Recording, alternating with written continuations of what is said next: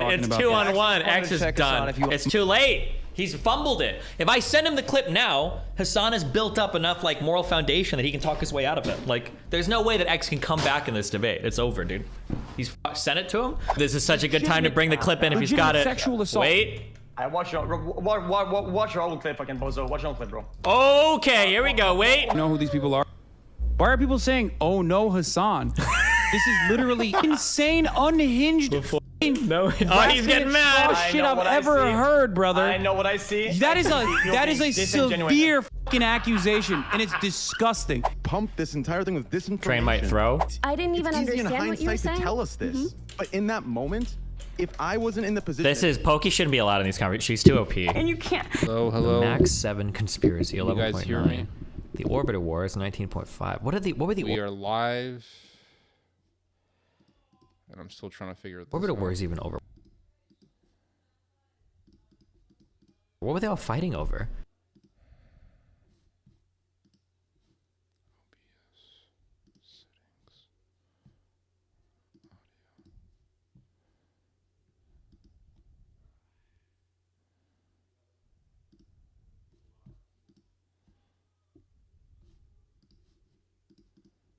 And then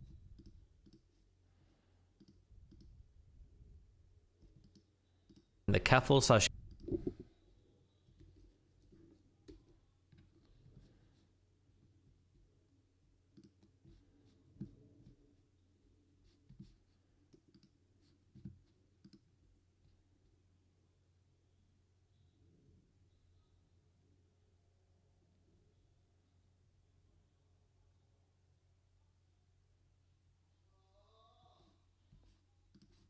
So you guys can hear it.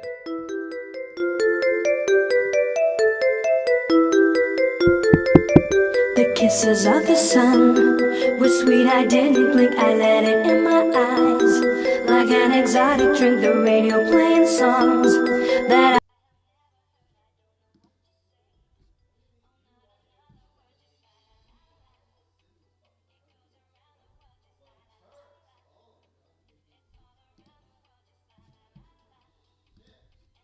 everybody's singing la la la la la. And now the bells are ringing la la la la la. La la la la la la la la la la la.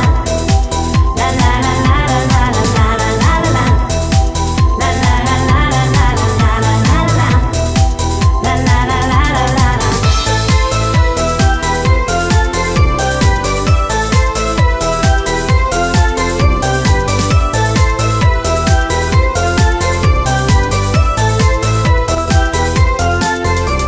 Inside an empty room, my inspiration flows, can't wait to hear the tune. Around my head it goes a magic melody.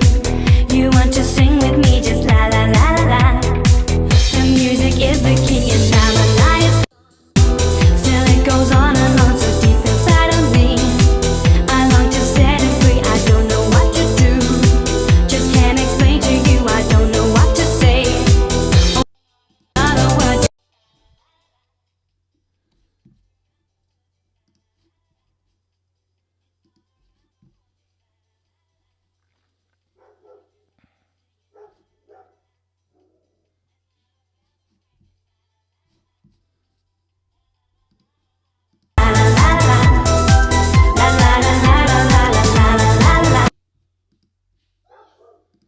I don't know why this thing does not want to work.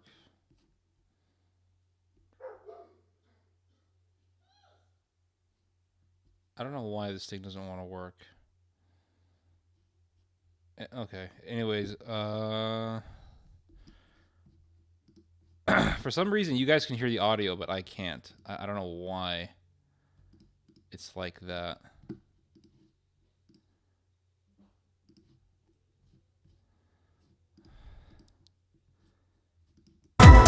Yeah, I don't know why.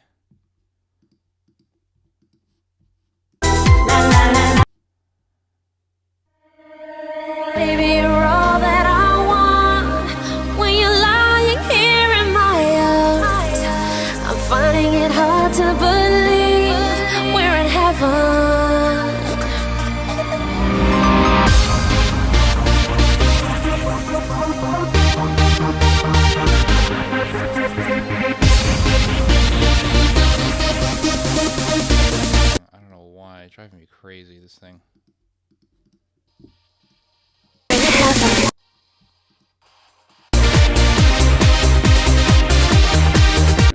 back, guys.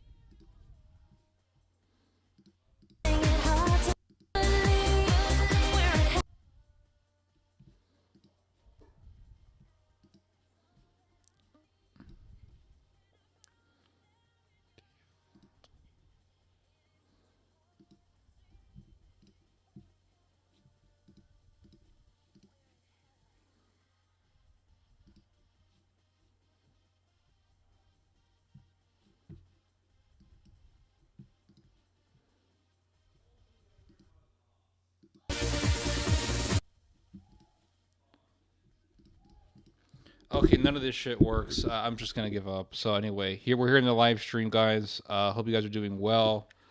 Hope you guys, I don't know, brought something to drink. This is my first live stream in like, I think in what, over a week, I think. It's been a while.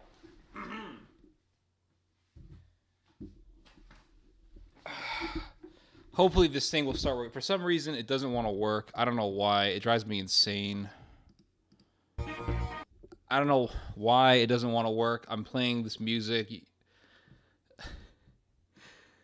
I have no idea why this shit doesn't want to work. It drives me insane. For some reason, OBS isn't... Could you turn up your mic volume? Can I turn up my mic volume? Is that better? Can you guys hear me well? Ted, do you weekly live stream? Of course, it's been a week since... Yeah, I know, but I didn't do one last week. So it's been a while. Change your output. I know, the output is in the stream. Hold on.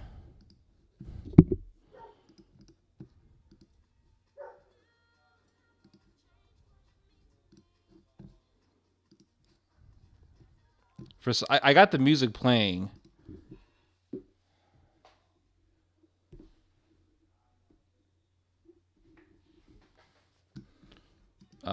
But for some reason...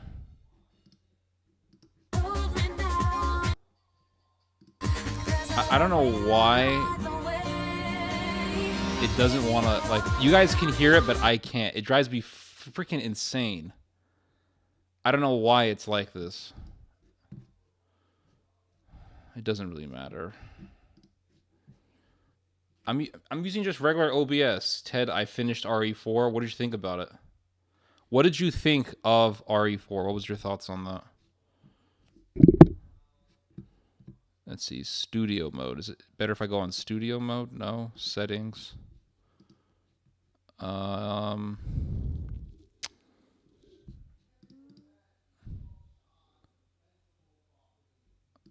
Okay.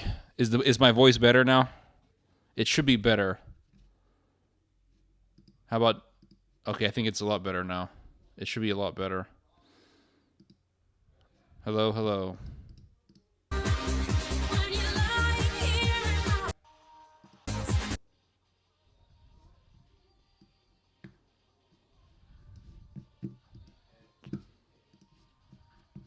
Let's see here. I don't know why. I don't know why it doesn't want to play.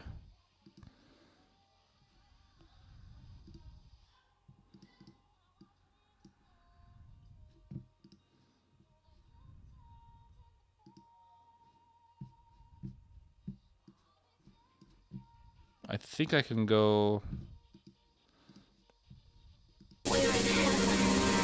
Yeah.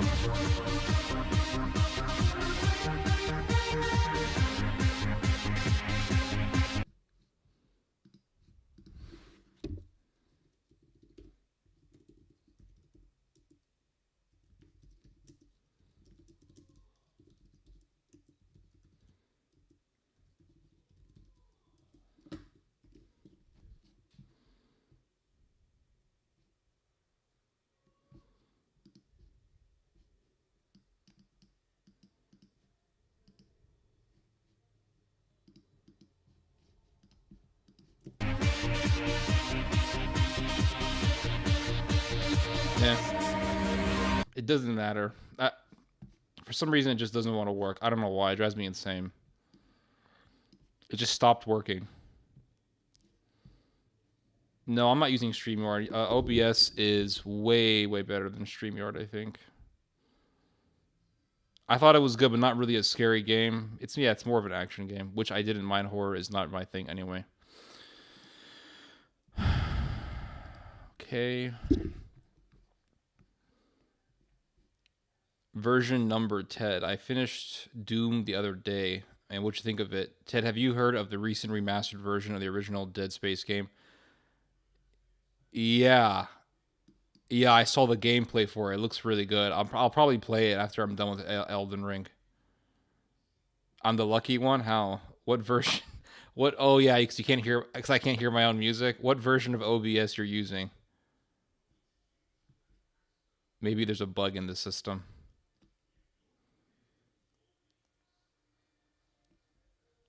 Let's see. Ted, the music is either really loud or really quiet. Why can't you get it just right? Ted is listening to anime songs. This is not anime music, my friend. This is old-ass Euro house music from the early 2000s.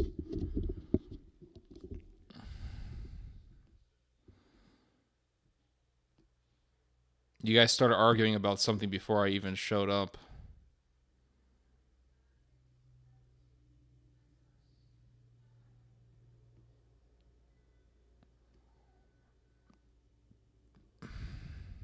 How far are you in Elden Ring?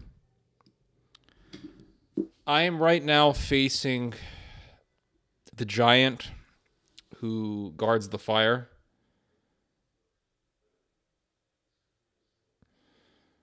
And I have yet to enter Well, I've already entered Caelid, but I haven't completed Caelid. And then after Caelid, I'll go to the dragon lair and probably finish the game off there, I guess. I don't know. Half the people don't like Eurobeat House. That was the argument, I see. Are you running OBS 2902? Let me check. About OBS Studio. I'm doing 28.0.3. Yeah, I've reached the giant, man. Now, I will admit, though, I've had to cheese certain areas. Cheese is a new term that I've learned recently. I didn't know that it existed, but in gaming culture, I guess it's when you find a loophole to defeat a boss. But basically, there is a boss named Commander Nile. He is in the Castle Sol in the northern mountains where all the snow is. And I could not beat this guy. I couldn't beat him. This boss, this guy was an absolute pain in the freaking ass. As soon as you walk up to him, he's got 2 knights. He summons 2 knights. So you got to beat off the 2 knights. And then, after you beat off the 2 knights, then you have to face Commander Nile. So I said, to hell with this. There's got to be an easier way to do this. So I found out that you can actually go to the side of his fortress and you can hit him with arrows. And you just hit him with arrows, and then you can finish him off when you enter his fortress. And that's what I literally did. I just went out to the side of his fortress, found the hole, aimed at the hole, and hit that hole with arrows. And the arrows would go through the hole, and they would hit Commander Nile. And I did that over 100 times. And then I went into his fortress, and he was almost defeated, and I just finished him off. This Commander Nile is... What? Read Isaiah? What? How come such awakened guy like you is playing games? Isn't that a waste of time?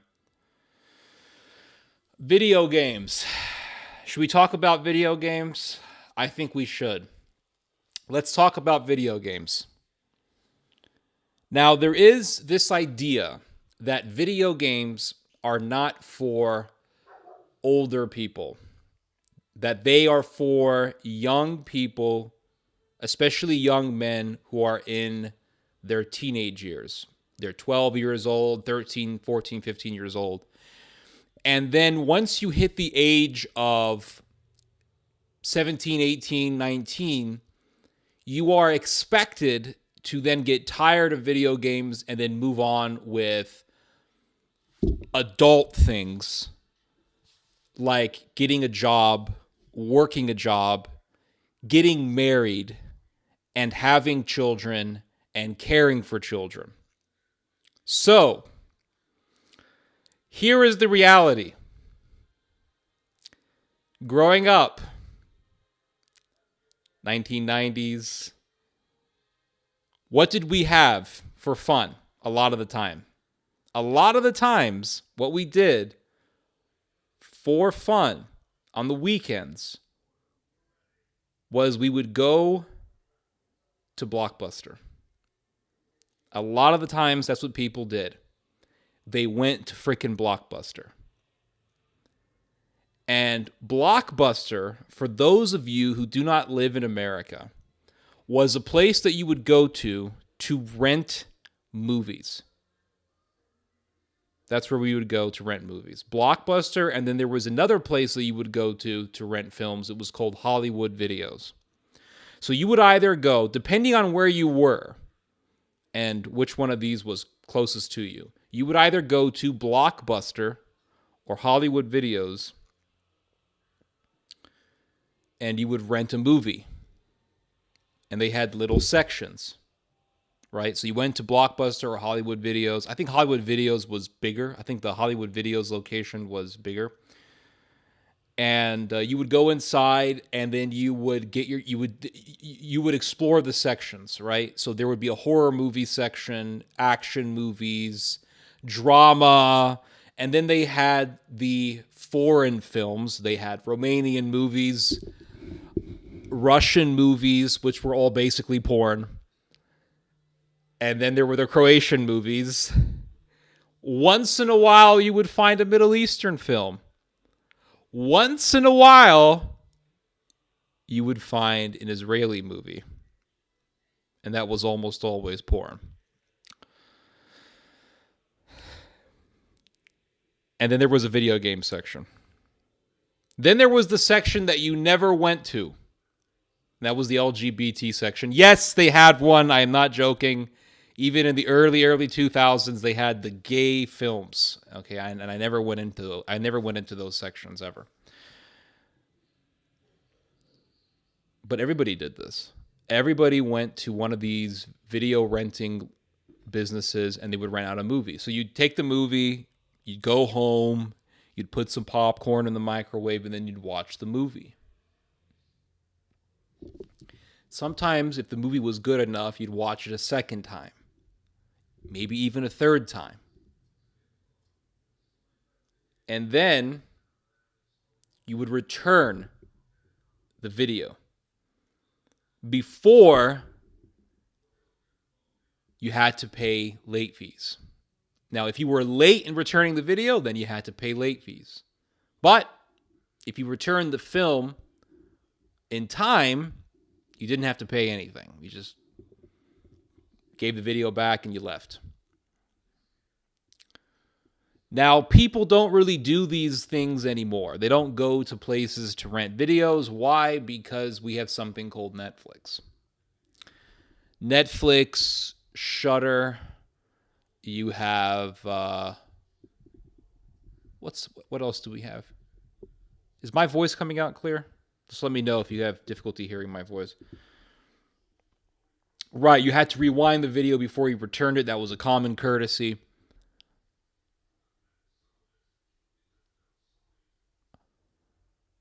But we don't really do that anymore because we have Netflix, Shudder, Apple Movies, Amazon Prime. We have all of these programs. And one day I think some businessman will come up with an idea to put all of these companies under one umbrella. And then that way you don't have to see if the movie is in Apple or in Shudder or in Netflix or in some other film rental business. You just go to one website where you can find all the movies that are being distributed by these companies. I think one day that'll happen. Because sometimes you go to Shudder or you go to Netflix and a certain film is not on Netflix, so you go and you check if it's on Shudder or if it's on Amazon Prime or something like that. And I think one day someone's just going to put all of these companies under one umbrella in one website, so that way you can just go to one website and find all the movies without having to see if another particular site has the film that you're searching. People still watch movies. People in their 50s, people in their 40s, people in their 60s still watch movies. My grandmother watches movies. She's 80-something years. How old is my grandmother? Let me think. 87, 88 years old. She's an old lady. I mean, she's old. She was alive when Pearl Harbor happened. She remembers as a young girl throwing darts at a little target of Tojo, the Japanese general. She's an old lady. My grandmother still watches movies. She watches old movies, old British films, BBC, crime detective shows. I mean, she watches all sorts of stuff. And she's 80-something years old. She's older than anybody on this chat right now. Now, why does my grandmother watch movies? Because she grew up with films. She grew up with them. She grew up watching movies. I grew up with video games and movies. So to ask somebody from my generation to stop watching or to stop playing video games is like asking someone who grew up watching movies to stop watching movies. They're just not. Who here has stopped watching films because that's not what adults do? None of you, right? All of you guys watch movies. All of you. And I've gotten some good film recommendations from people on this chat. Some of you guys have told me about certain films that I haven't heard before. And I've watched them and I've looked up films that you guys have told me about. And some of them were good and some of them were okay, whatever. But still, all of you guys watch movies because you grew up with films. And films are a way to entertain yourself. Films are a way to exercise imagination. And the human mind has always been this way.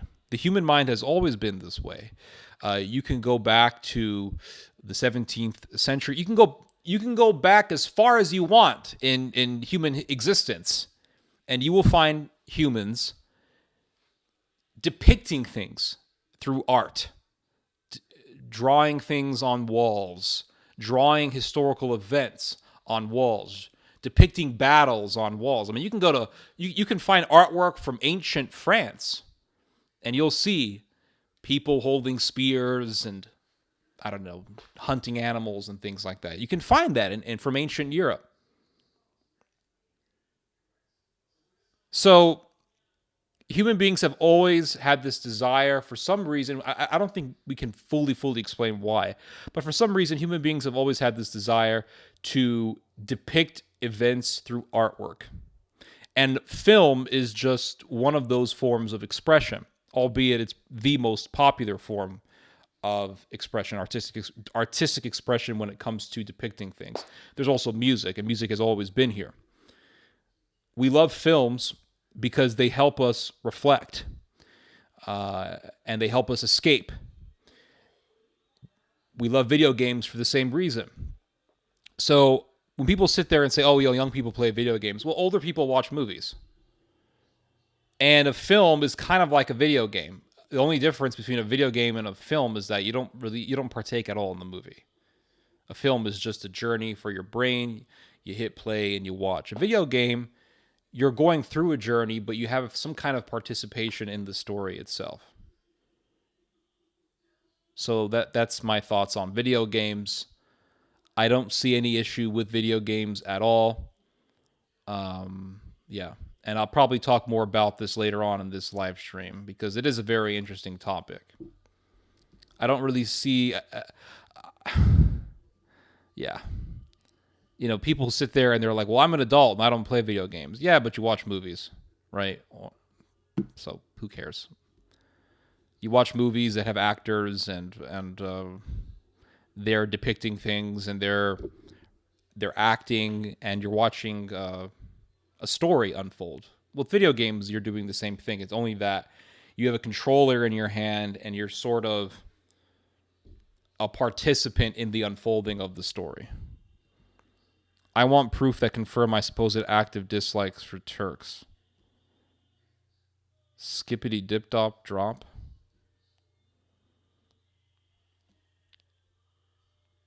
I think this will happen, but they will charge you more and more for more, and you can watch, right?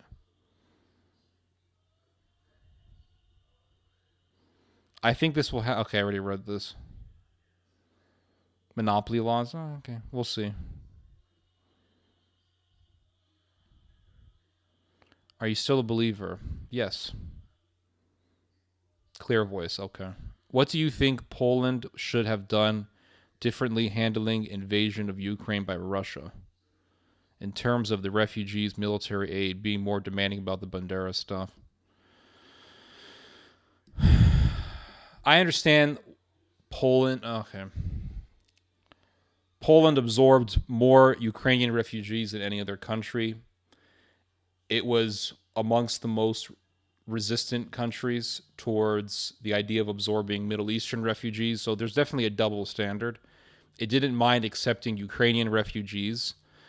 It was, like I said, the biggest embracer of Ukrainian refugees. But when it came to Middle Eastern refugees, the Poles were the most resistant to absorbing those people. So there was definitely a double standard. Now you could say, well, Syrian refugees are bad and Middle Eastern refugees can't be trusted and yada, yada, yada. But at the same time, Middle Eastern people never massacred 100,000 Polish people. Yeah, I'll just leave it with that. Middle Eastern refugees, yes, have caused problems. I think the problems, though, have been exaggerated. The Ukrainian refugees, I think, should have been vetted better. But that's probably impossible because anyone can just lie, so never mind with that. Besides the refugee thing, I think Poland went way too crazy with the pro-Ukraine stuff. I think it's very dangerous what Poland is doing because of the fact that within Ukraine there is a very strong political cult for Stepan Bandera and Andrei Melnik. These were both nationalist leaders who murdered Polish people and wanted a Polish-free Ukraine.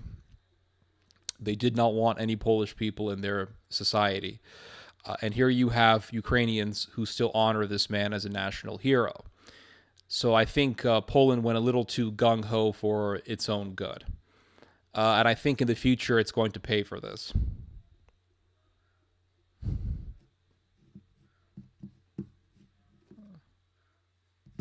Hold on a second.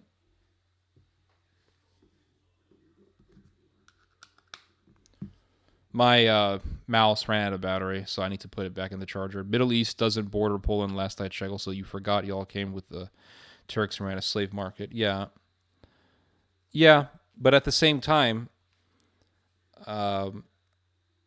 the Ukrainian massacres, the massacre that was organized by the Ukrainians. I mean, that didn't happen 100 years ago. That was very, very, that was very recent.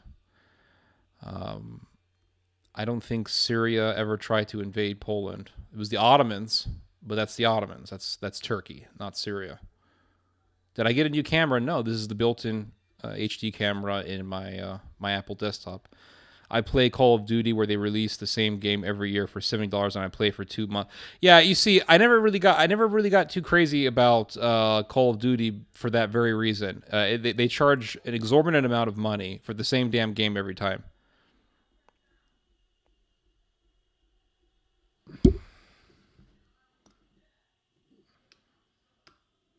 Here's my point about the Ukrainian refugee thing.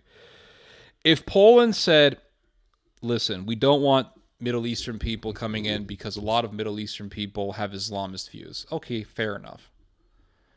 But why not say the same thing about the Ukrainians? Why not be honest about the Ukrainian nationalist ideology?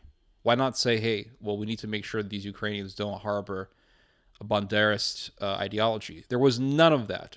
There was none of that discriminatory language when it came to the Ukrainian refugees. Not much, really. Good thing the Russians beat the F out of the Tatars in the 18th century.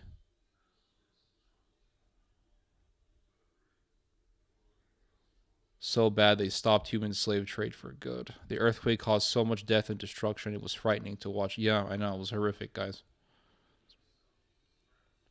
That's what most Apple Bell.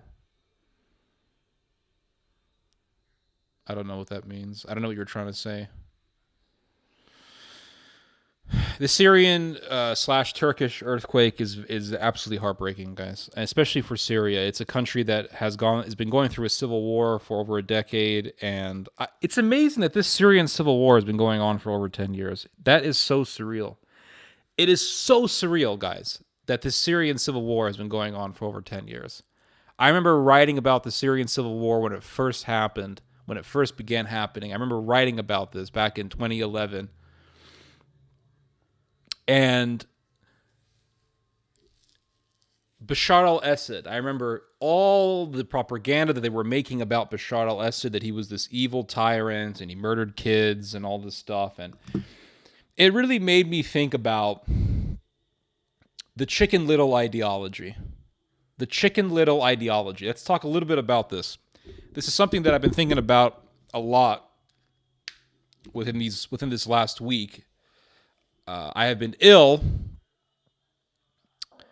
and I ended up getting a really nasty cold last week that basically just forced me to lay in bed all day and made me very, very tired. And I still have heavy fatigue, although it's not as bad as it was when the flu was at its height in my body.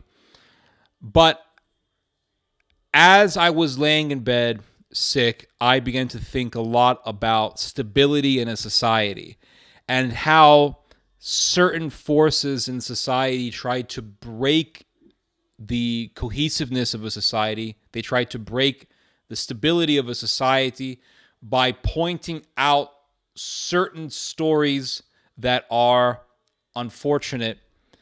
And these are unfortunate things that happen in pretty much every society, because no society is perfect, because human beings are not perfect. So, after George Floyd was killed, for those of you who do not know George Floyd, all of you guys have heard of George Floyd, but in case some of you may not know, and if you don't know who George Floyd is, ignorance is bliss. He was a guy who was arrested because he stole a pack of cigarettes using a fake $20 bill. Police officers come, they arrested him, and then one officer, Officer Chauvin, put his knee on the back of his neck, and eventually Mr. Floyd died. He died while he was in the ambulance or when he was in hospital, I don't remember, but he died. And the mobs were blaming the officer. There was a trial, And before the trial could even be concluded, there were already riots. And they were people who were calling for the defunding of the police. And they were calling for the dismantling of the police in the United States. I remember as a child, 5th grade, once a week they would have a police officer come and talk to us. And this officer, and this was in California, this was in liberal Democrat California. They would have a cop come and talk to us once a week when I was in the 5th grade. And of course, they would have a Q&A session between the students and the officer. And what do you think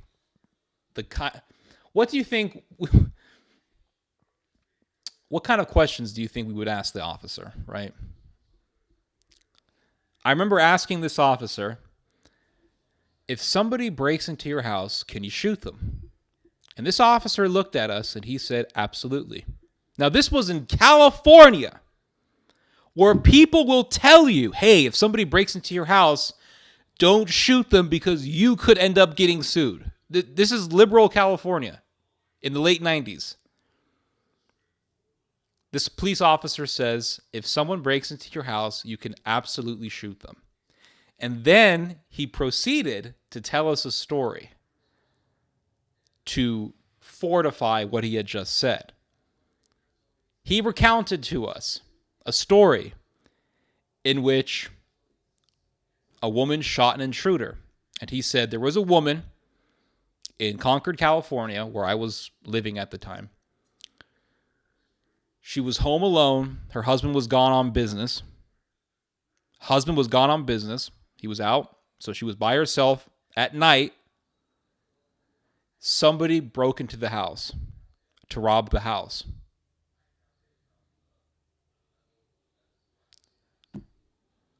She ran to the closet and she picked up one of those little revolvers, those little 6-shot revolvers. And she shot this guy and killed him. And the officer then told us she was 100% in her right. I was like, wow. Now, at that age, 5th grade, so I was 10 years old, it never would have occurred to me that one day people would hate cops.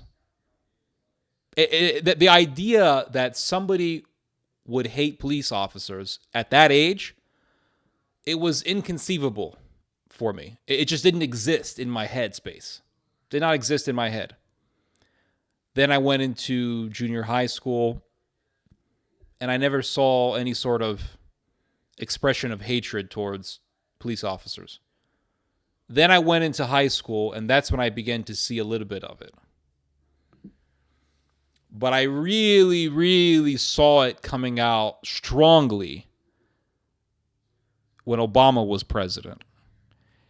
And I saw the riots that were happening because of Michael Brown and because of some of these other people who were killed by police officers. Eric Garner, those stories. And I saw the Ferguson riots when Obama was president. That was in 2015, Ferguson riots. And I saw the hatred towards police officers. Then the George Floyd thing popped up.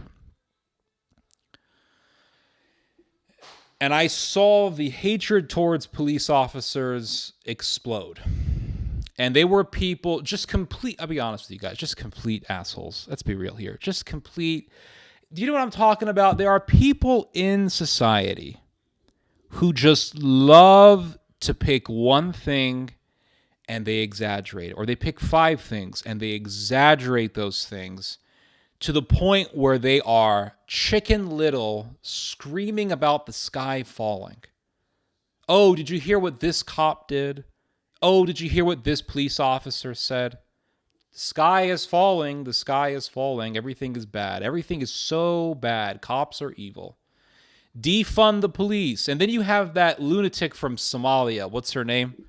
Who's the woman from Somalia? She has a political position in the U.S. government, and she wants to make America the next Mogadishu. Ilhan Omar. She's from Somalia, and she wants to make America like Somalia. She said, Ilhan Omar. Hold on, let me say it like a Middle Easterner. Ilhan Omar. Okay? She said that we need to see the dismantlement of the police force in Michigan. This is what she said. In Michigan, or was it... Let me correct myself. Hold on. Let me just verify what I'm saying here. Is it Michigan or was it Minneapolis? Dismantlement of police. Minneapolis, sorry, not Michigan. She asked for the complete dismantlement of the Minneapolis Police Department. Does she want to make Minneapolis another Mogadishu? Because that's exactly what would happen. That's exactly what would happen if you took out the police force in Minneapolis. Minneapolis is a shithole enough. It's already a shithole.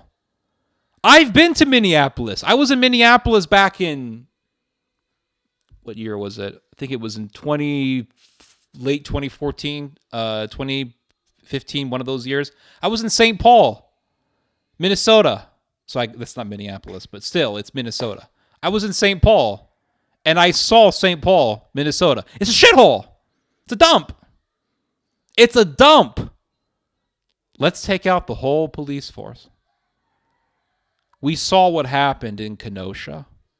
We saw what happened in Minnesota. We saw all these riots that took place. We saw the chaos. What do you think would happen if they took out the police force, guys? They want to take out the police. Okay. It's complete lunacy.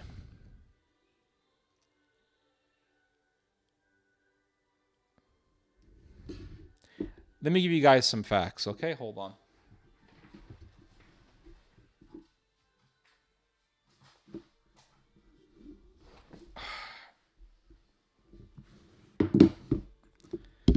So I did some research.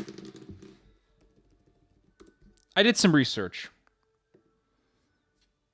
this is what I found. There was a study that was done by Sharbach and Nix and was published by the Journal of Criminal Justice. A recent study. I think this was from 2019. And I'll read to you guys some excerpts from this study.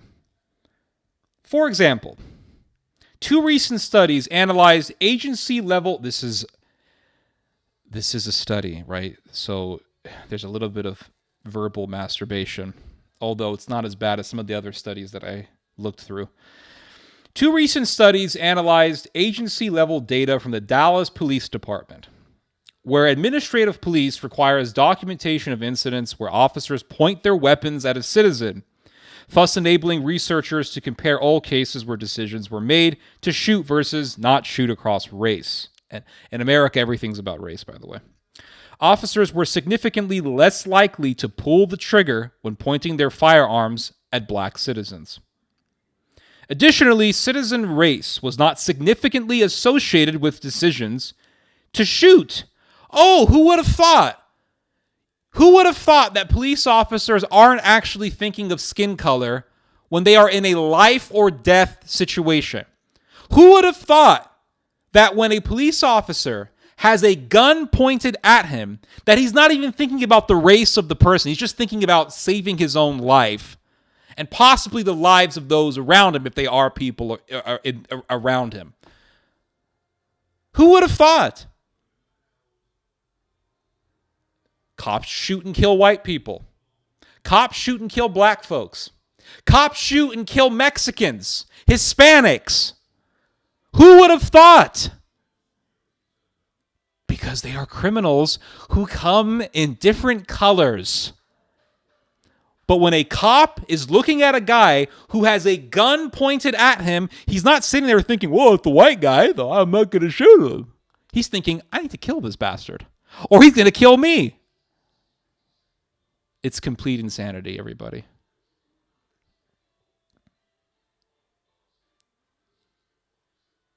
It's complete bullshit.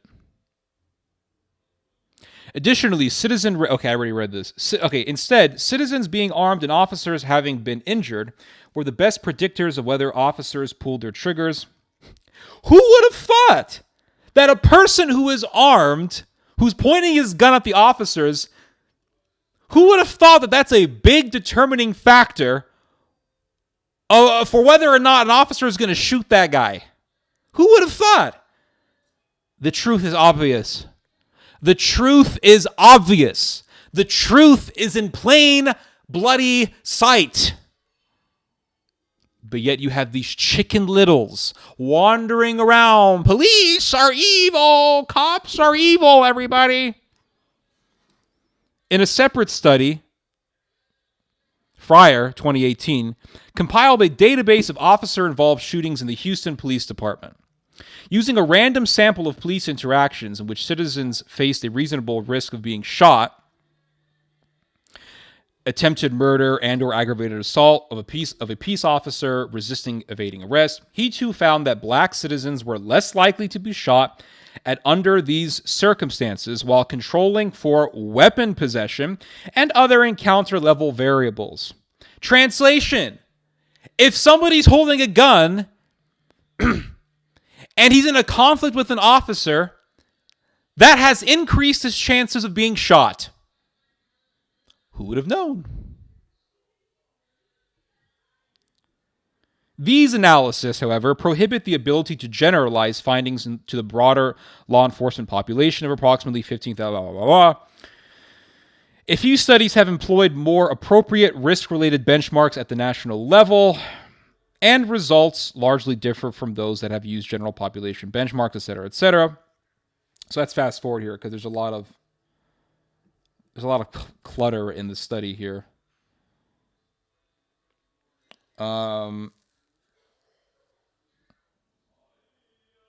Okay, so here's another fact that the study mentions. Furthermore, national estimates indicate only about 1 in 5 arrests involve the use of some level of force by police, most of which are minor force, e.g., grabs and control holds. Thus, most arrests appear unlikely to constitute a threat level that would require officers to use deadly force. So 1 out of every 5 arrests involves an officer using physical coercion to control a suspect. And for the most part, when physical force is used, it's very minor, right? It involves grabbing and holding a person to control them. Who would have thought that an occupation that entails enforcing the law would actually have certain instances in which an officer has to use force to enforce the law? Who would have thought? This is obvious stuff, everybody. Who would have thought that a job that requires the enforcement of the law will entail a monopoly on violence, because a government needs a monopoly on violence in order to be legitimate, and that would entail the use of force, be it physically holding somebody, grabbing somebody, pinning someone to the ground, handcuffing them, and in extreme cases, shooting them. And most of the time when cops shoot people, most of the time they don't kill people, by the way. A lot of times bullets miss. A lot of times bullets injure someone. Most of the time, cops don't shoot and kill people. But everybody wants to sit there and act, oh my God, cops are they're just out of control. They're just killing people. America has the most armed population on the face of the earth. Who would have thought that police officers having to enforce the law in the most armed society in the world would at times have to inflict force, have to use violence to complete their jobs, to be successful, to accomplish their missions? In the most armed society in the world, we should not be surprised at reading stories about cops killing people. This should not surprise us at all. But for some reason, people are acting surprised.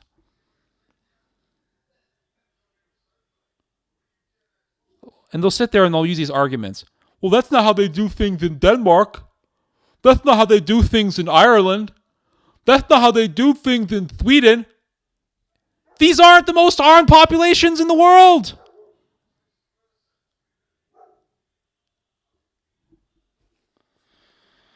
Moving on. An analysis of the 2015 Washington Post data show that the majority, 82.4% of the fatal officer-involved shootings in that year involved the citizen with a deadly weapon. So in the year 2015, according to the Washington Post,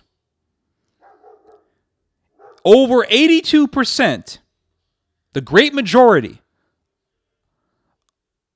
of instances in which officers have had to kill people, the person who was shot and killed was armed with a deadly weapon. Then, in another 5.5% of the cases, it involved the person getting shot and killed using a vehicle as a weapon. Additionally, in terms of the levels of threat, 27.7% of citizens killed had fired a gun. 15.7% were attacking with a non-gun weapon, so a knife, etc. 30.4% were pointing/brandishing a gun. And 16.5% were engaged in other types of threats, e.g., brandishing a knife, refusing to drop a weapon. These aren't cases of just cops walking around just shooting random people. Like, oh, look, there's an old woman walking to church. Oh, bam, bam, bam. And we saw this bullshit with the Breonna Taylor case. Oh, just some poor woman who was sleeping. She worked very, very hard, mister. She was just trying to sleep while them damn police officers broke into her house and shot her. She was just trying to sleep. And then you actually read the details. And what do you find out? You find out that the reason why they had a warrant out for her was because she was a former girlfriend for a drug dealer that they were looking for. She was the treasurer for the drug dealer. She was literally holding the money for the drug dealer. You damn right. She's going to be in a list of those that officers are going to visit. You damn right they're going to have a warrant out for her. But you had the narratives. Oh, this poor woman was just trying to sleep. Actually, she wasn't sleeping. She was at the end of the hallway. Her boyfriend shot at the officers. What do you expect the officers to do?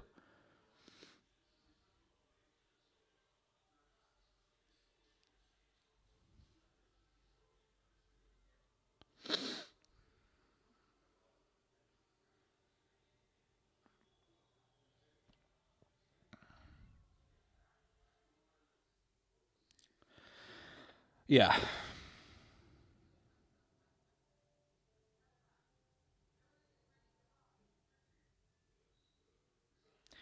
An investigation of the 50 largest police departments in the U.S. by Vice News found that from 2010 to 2016, approximately 2/3 of all people shot at by police were not killed.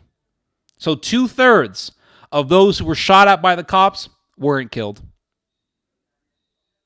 Which means that we're not dealing with cops that just want to go around like, oh yeah, let's go out and just kill people, guys. Most of the time, they don't kill people when they shoot at people. And I've seen cops fire warning shots. I've seen cops deliberately miss people.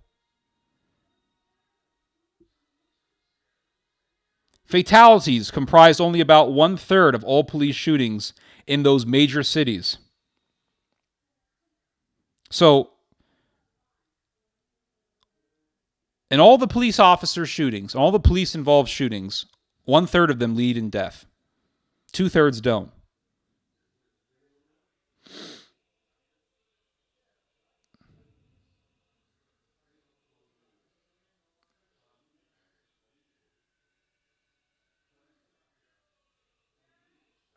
This is consistent with prior research examining police shootings in Philadelphia, Los Angeles, St. Louis, and Chicago, to name just a few, as well as a recent National Police Foundation report that analyzed data gathered from agencies representing the major cities' Chiefs Association. 140 police officers were feloniously killed on duty from 2015 to 2017. So they looked at 3 years: 2015, 2016, 2017. 2015, 2016, 2017. 3 years. In those 3 years, 140 cops were killed in the line of duty. The left side column in Table 1 lists the breakdown by the known race/ethnicity of the perpetrators of fatal violence against U.S. law enforcement. Of those 140 officers killed over the 3-year period, 61 were killed by suspects who were categorized by the FBI as white, 56 by black suspects, and 13 by Hispanic suspects. So much for Trump talking about all this crime that's caused by Hispanics. So in 3 years, you have 140 cops dead. That's 140 too many.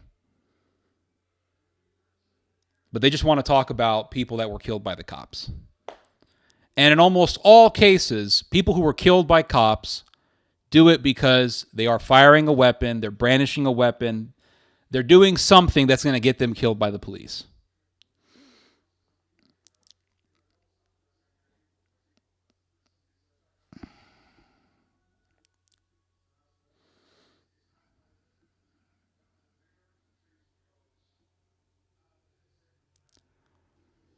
According to the FBI's LEOKA reports, 274 police officers were non-fatally injured by firearms or knives / other cutting instruments. Now check this out. In the state of Texas, in 3 years, police gunfire in Texas injured or killed 498 people in a 3-year period from 2016 through 2018. So in 2016, 17, and 18, those 3 years, around 500 people were injured or killed by police officers. 3 years, guys. 500. Of those, 178 were white, 135 were black, and 174 were Hispanic. So they kill whites, they kill blacks, they kill people who are trying to hurt them. A total of 88 police officers were shot and injured or killed from 2016 to 2018. The middle column in Table 1 lists the breakdown by the reported race/ethnicity of the citizens who perpetrated gun violence against law enforcement in the state. Of those 88 citizens, 18 were shot by citizens who reported as white, 33 by citizens who were black, and 32 who were Hispanic. Anyway, I just thought that I would share some of those facts because there's a lot of nonsense that has been getting distributed and inculcated, and it's really all not a big deal. It's not a big deal. All the stuff about police officers being bad and all this stuff, it's just propaganda. It is. It's propaganda. They look at a 3-year period in the state of Texas. There's like 20 million people living in Texas. And you got 500 people who are injured and killed by officers. And they're making it out like cops are just trigger happy and they're nuts. Yes, you're going to have bad things that happen. That's going to be inevitable. But you have people who are saying things like, let's dismantle the police force. Let's defund the police force. Well, we had defunded the police force. We've actually seen the results of defunding the police. We've seen it. We saw it in New York City. What was it, back in the 80s, or I think it was in the 80s? They saw the New York City defund the police. And it wasn't because of some liberal agenda. I think it was because they were just lacking funds for the police or something like that. Well, what happened was that the crime rate went up to the damn roofs.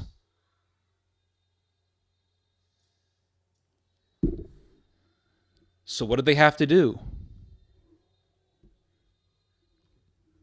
They had to bring funds back to the police. They had to refund the police, not defund. They had to refund the police because that was the only way to bring crime down.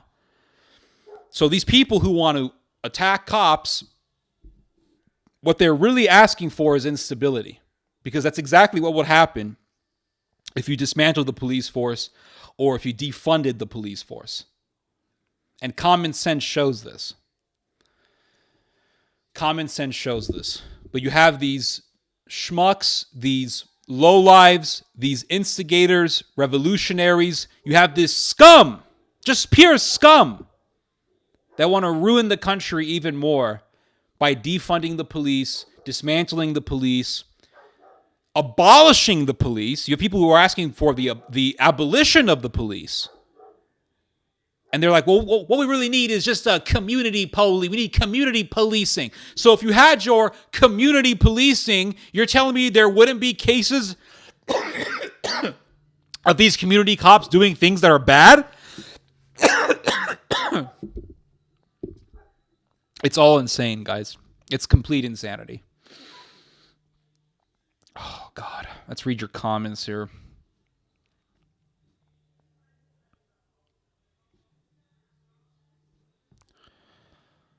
Let's see here. You guys are talking about the Balkans. Okay, here we go. Who cares, guys? I really don't care. I really don't care. Yeah, I was ill for over a week. And I kept getting these feelings that I was about to throw up. And I was laying in bed and I had very heavy fatigue. And I've been sleeping a lot lately. I've been sleeping a lot. Yesterday, I slept from around 9 p.m. all the way up to about 4 in the morning. That's how much I slept. I did the Jocko Willink thing. It was insane, guys. I've been sleeping very heavily lately. And that's why I didn't do the live stream last week, because it just would have been way too exhausting for me to read all of your guys' comments.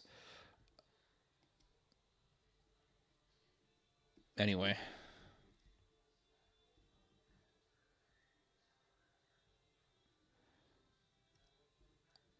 I read somewhere that 20% of Ukrainians have Romanian ancestry. That wouldn't really be surprising because they're neighbors.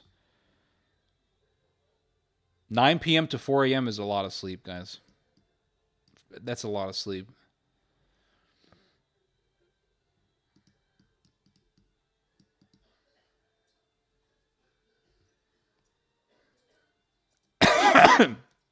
Now, going back to the police issue, this idea of dismantling the police, defunding the police, exaggerating how bad the police are, this type of strategy was utilized in Yugoslavia.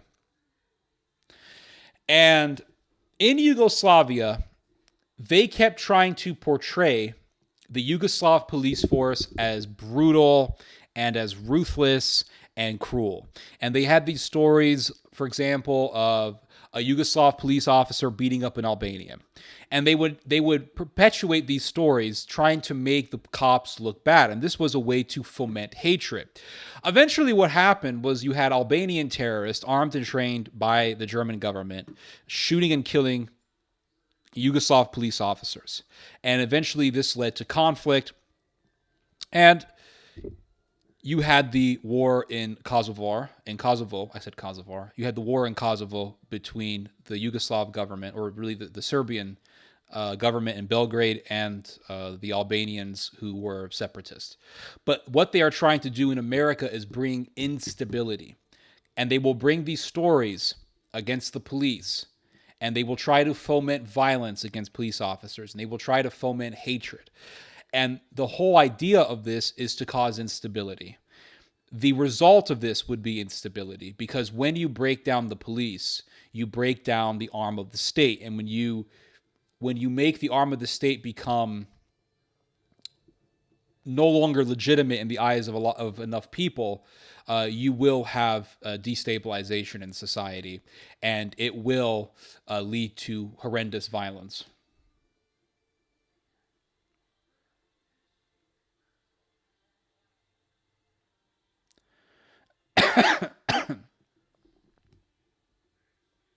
I remember years ago talking to a Serbian man who served as a Yugoslav intelligence officer back in the 90s, and he told me, he said, what I see happening in your country with BLM, it's exactly what they were doing in Yugoslavia in the 90s. Exactly what they were doing. They were fomenting hatred against Yugoslav police. They were trying to spark antagonism between Kosovo Albanians and Yugoslav police officers. And eventually you had Albanian terrorists attacking Yugoslav police officers. And this is how the whole thing started. This is how the conflict started. It started as violence against police officers.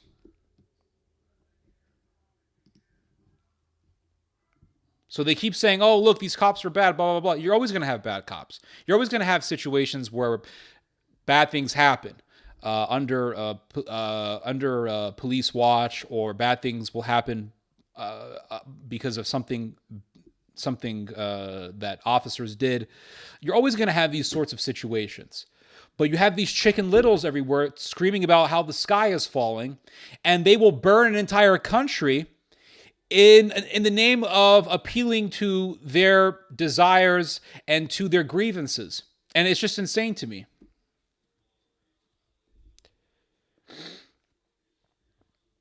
Yes, but still, there was antagonism towards Yugoslav police in Kosovo.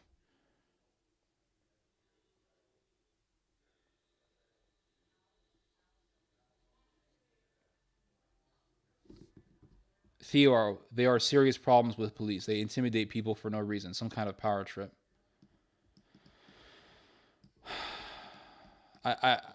I've never, listen, maybe it's because I'm privileged, but I've only seen this once in my life where an officer was being a bully. It does happen.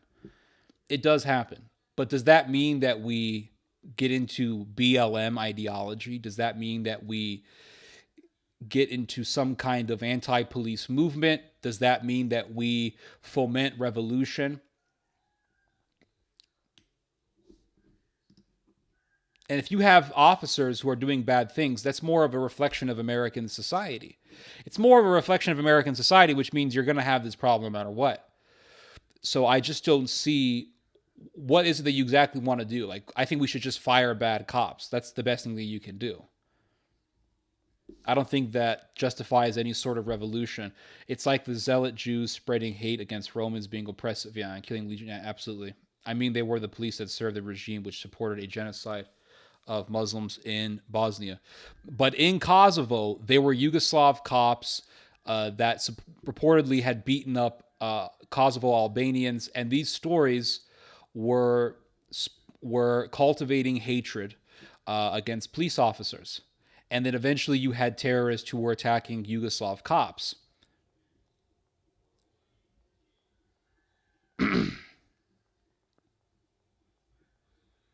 I don't think that this justifies any sort of revolution.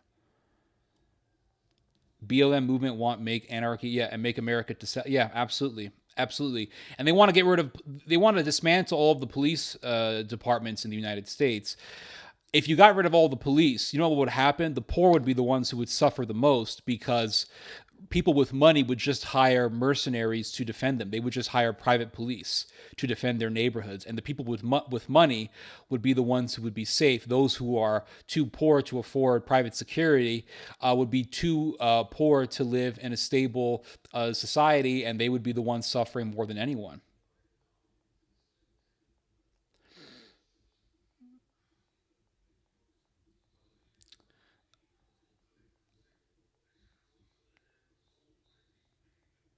I think police should not be just fired, but charged like a citizen. If a cop is in complete wrong, he should be charged. You have to look at the circumstances in which an officer, in which something bad or something negative has happened because of something an officer has done. You have to look at all of the circumstances. If a police officer just targets somebody and shoots them for no reason at all, then yes, that officer should be charged as a murderer. But if a police officer is in the middle of a gun battle and somebody accidentally gets shot and killed, I don't think that officer should be just treated like a normal citizen, given the dangerous nature of his occupation.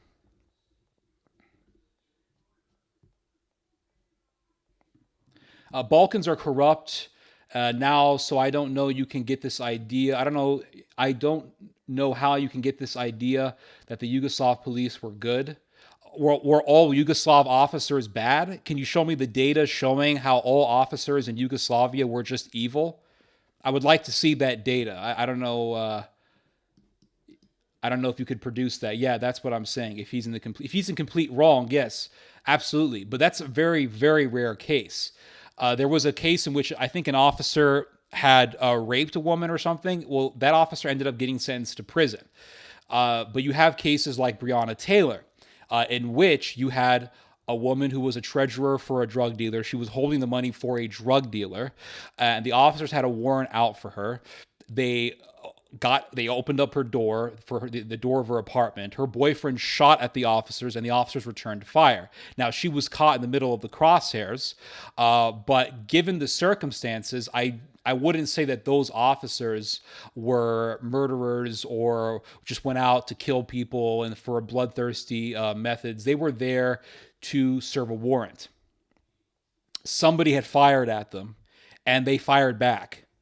Such things are going to happen in the occupation of being a police officer. In Romania, police officers aren't even 1/4 as equipment as the American. Yeah, but Romania isn't the most armed society in the world, so it's not going to be expected that Romanian cops are going to be super armed. If the rulers are commies, then by default the police is corrupt and a tool for oppression. Well, okay, fine. In the Soviet Union, there was the case in which you had a guy who was literally kidnapping kids and torturing them and raping them and murdering them and dismembering them. And that was in the that happened in the Soviet Union. And Soviet police eventually arrested him, and he was executed by firing squad. Now, I'm not a communist. I don't like communism, but what the Soviet authorities did in that specific case was 100% justified. Now, if you want to say that's corrupt, then that's your decision, but I would not say that that was corruption.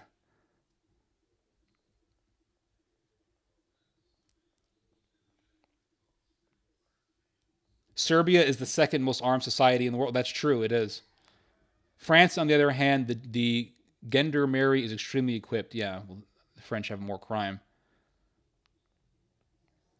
Yeah, they had a warrant out, yeah. Yeah, we have to be reasonable here. This is why they have qualified immunity for police officers. Just given the nature of the job, you're going to have people die, and sometimes sometimes those deaths are not going to be necessary. Now, in the case of Breonna Taylor, I think here's another thing about Breonna Taylor that none of these BLMers brought up. And that was the fact that there was a body that was found in the trunk of a vehicle that was registered under her name. Now, if there's a body found in a trunk and it's registered under your name, don't be shocked if the cops come to your door with guns. Would you ever visit France? Maybe. I'd probably not.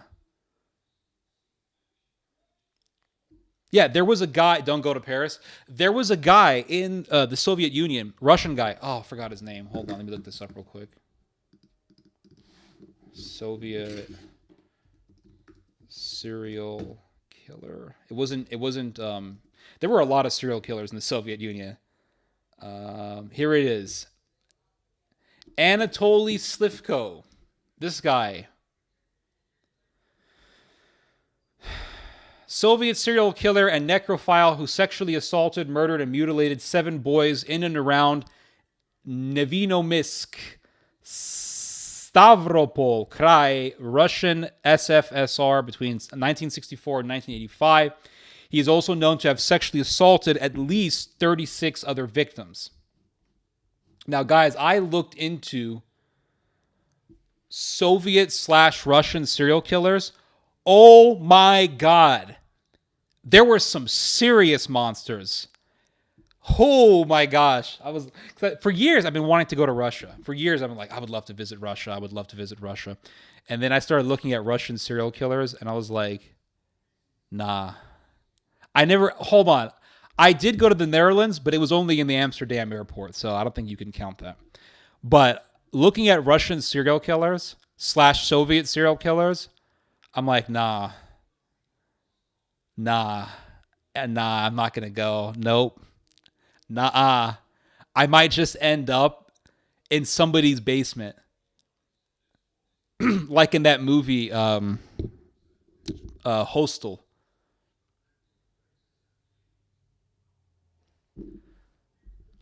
Was he a Catholic priest? Nope. Just a Soviet citizen. This guy was a complete monster. Do you know what was so messed up about this dude? You know what was so messed up about this guy, Anatoly Slivko? When the police went into his house, they found films. He had filmed himself molesting these boys. He had filmed himself dismembering a child. And I have not seen any of this film. And I don't want to watch it. I don't plan on watching any of this film. But you can watch it online. I know this because I saw a forum on Reddit in which people were talking about watching this guy's film. And it's horrifying. It's horrifying. Would you visit Romania? Not as long as Andrew Tate is there, no. The world is full of serial killers and not the ones that murdered Captain Crunch. What I don't get is the people that say we have to spare such... Well, of course, because we all know that every serial killer is a potential St. Paul, so they should be allowed to preach the gospel. Meanwhile, the glorious Republic of Croatia has one of the lowest murder rates in Europe. Unless you're reading about the Ustasha, then it's pretty high. This reminds me of John Wayne Gacy. Oh, yes, John Wayne Gacy, another American monster. I visited Italy, that's correct. But I only visited Italy because nuns said, hey, you get some free room and board. And let me tell you something. That's the last time I ever get free room and board from nuns. That's the last time I ever get free room and board from nuns, my friends. I woke up. This was how my days went in Italy. I have a black pussy cat underneath me here. This is how my day would go in Italy. I'd wake up 7 a.m. There's no breakfast. Here's some stale animal crackers for you. Then we had to walk from church to church to church to church for hours. And we'd have to walk for miles going to all these churches. And the thing about churches is that once you've seen one, you've pretty much seen them all. They're all pretty much versions of themselves. Bigger versions of them. There are bigger versions of the European church, and then there are smaller versions of the European church, but they all look pretty much the same once you walk inside of them. So you walk for miles and miles and miles, and I'm like, I'm thinking, are we going to eat some food or what? I am bloody freaking damn hungry. Holy shit. And they're like, well, we have 2 more churches to visit. 2 more churches? That's right. And you got to walk 6 miles to get into each church. What? Yep, that's right. Walking and walking and walking and walking and walking. Okay, where's the food? We just visited the 2 churches. Now what? Well, we have food back at the monastery. So I'm going to starve. That's what you're telling me. Yup. You go to the monastery, and what do they have for you? Microwaved pasta from the frozen food aisle at your local European grocery store. I'm really going to starve tonight. Oh, yeah. We're going to starve, guys. We're going to starve. So my time getting free room and board by the Catholic Church sucked. It sucked, guys. It really sucked. Now we're talking about, okay.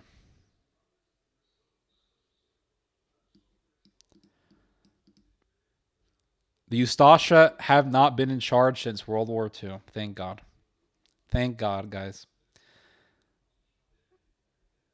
Yeah, John Wayne Gacy was horrifying. Do you know who else was really scary? Was Dennis Rader. Oh, gosh. Meanwhile, the Glorious Republic. Okay, I already read this. It was fresh frozen. Yeah. It's horrible. It's disgusting. Microwave pasta, mamma mia, mamma mia. Yeah. Let me tell you something. Let me tell you guys something. The food that you get at Olive Garden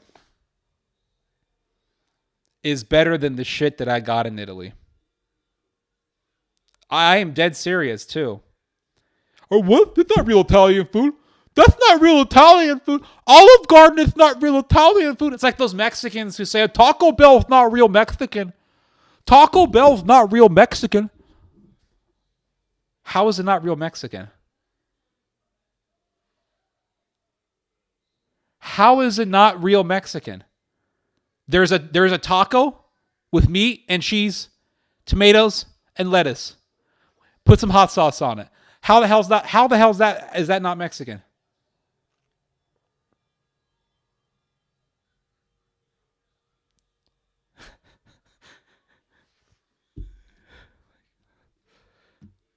You should be fasting. Yeah, fasting. Fasting. Really? Really? Mr. Rusty. Let's talk about the fasting of nuns in the Catholic Church. Okay? These nuns, I am not exaggerating. You'd go into a restaurant with them. Each nun would order a personal pizza. Okay? They're stuffing their faces with pizza. So don't tell me about fasting. I'm here starving, walking for miles. I've done enough, okay? Let me eat some food. Oh no, here's a bowl of some frozen shit. Just give me some McDonald's. I was literally eating at Burger King in Italy. I was literally eating at Burger King. I went out. I said, I'm getting myself some Burger King. F this. I'm out. It's so stupid, guys. It's so incredibly dumb. The whole thing is stupid.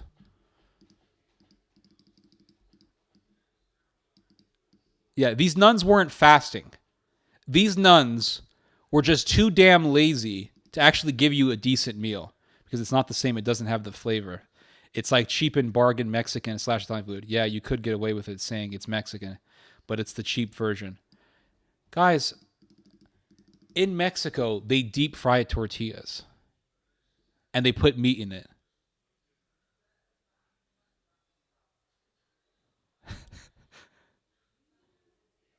Well, it doesn't matter if you were joking. I'm taking an opportunity to explain further about this. There were fried tortillas in Mexico and they put meat in it. How is that different from like a chalupa at Mexico in Taco Bell? Ted, when he isn't taken, I'm not asking to be taken to a 5-star restaurant. I'm not asking for that. All I'm asking is just for some decent food. I literally had to cook in the monastery. I'm cooking. I cooked in the monastery because the food was such shit.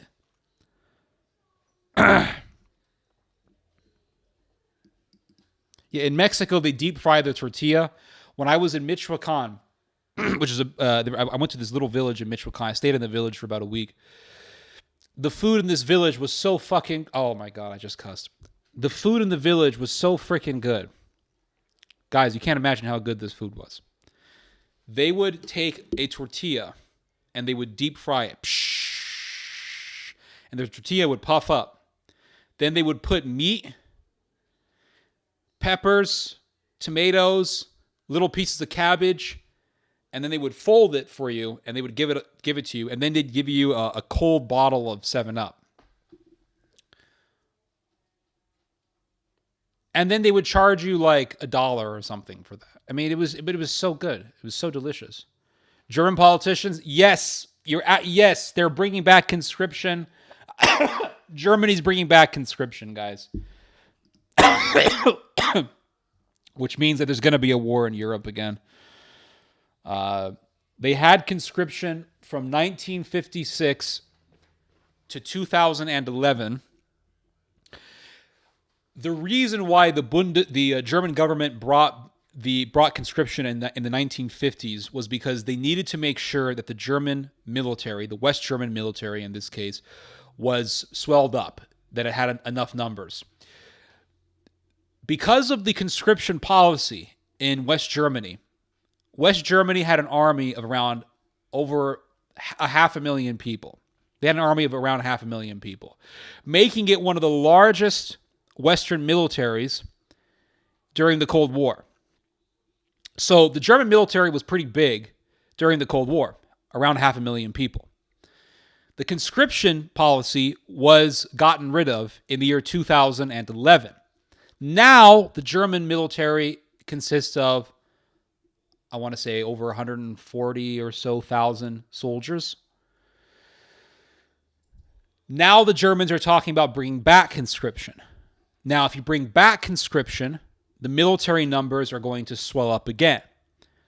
Germany is one of the most populated countries in Europe. It's probably the most populated country in the European Union, with over 80 million people living within its borders.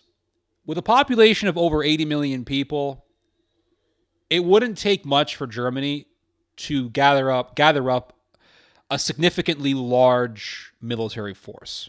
If you brought conscription, if you made a mandatory military enlistment, you could easily get over 500,000 soldiers and more, easily. They are millions upon millions of Germans who are of fighting age, who fit within the age bracket that would be considered able-bodied for fighting. And it would be very easy for Germany to gather up quite a large military force.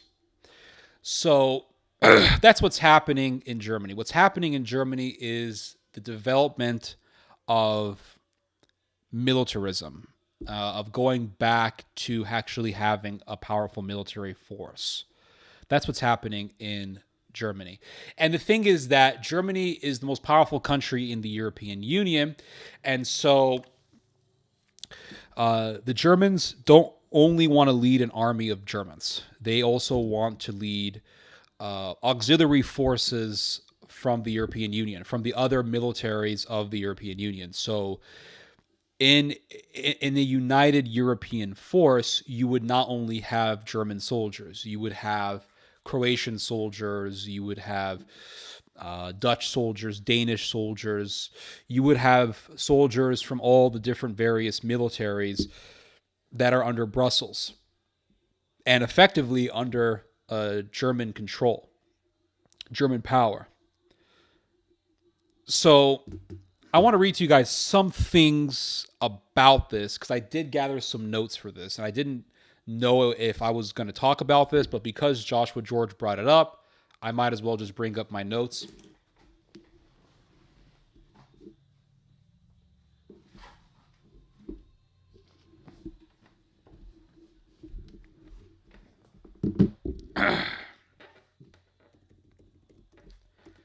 So I gathered some notes for this subject. There was an article that was published very recently by the New York Times, and it talked about the formation of the German military in the Cold War, and it talked about how there is this rising culture of militarism in Germany. So it says here, talking about the Bundeswehr during the Cold War, it says, when the Bundeswehr was created in 1955, largely in response to American and British concerns about a potential Soviet invasion of West Germany, its officer corps consisted almost entirely of old Wehrmacht officers, including former SS men. Soviet leaders at the time portrayed the rebirth of the German military as fascist revanchism. So the Soviet Union said, hey, the German military is rising up again. 1955, 1956, the Germans enacted a policy of conscription. And the Soviet Union was saying, look, fascism is coming back because the German military is coming back. And the Soviets warned about, quote, the return of Hitlerism. Resistance to rearmament also came from a substantial swath of the war-weary West German population, fearful, as many are now, that it would provoke the Russians. So you had this huge anti-war movement. Of course, this is the 1950s. So the war ended in 1945. The war is still very, very fresh in the collective memory of the German people. A lot of Germans are anti-war. They want nothing to do with war. They don't want to see a revival of the German military. The Bundeswehr nonetheless grew with the help of conscription to include nearly 500,000 soldiers, becoming one of the largest militaries in the NATO alliance during the Cold War. So it didn't take much for Germany to make a big military. All it needed to do was enforce conscription, enforce military enlistment, and bam, you had around 500,000 people in the German military. It was the Russian threat that led to the resurrection of the German military during the Cold War. It's once again the Russian threat that may lead to its revitalization. So it was the threat of the Soviet Union that led to Germany enforcing military enlistment and gathering a military force of around 500,000 soldiers. Well, the Cold War ended. Conscription ended in 2011, and the Germans didn't see any purpose for it any longer. But we have a war in Ukraine. Russia and Ukraine are at war, as everyone knows. That goes without saying. And so the Germans have been seriously talking about bringing back enforced military enlistment. And if they do this, and I believe that they will, this is going to swell up the German military ranks pretty high.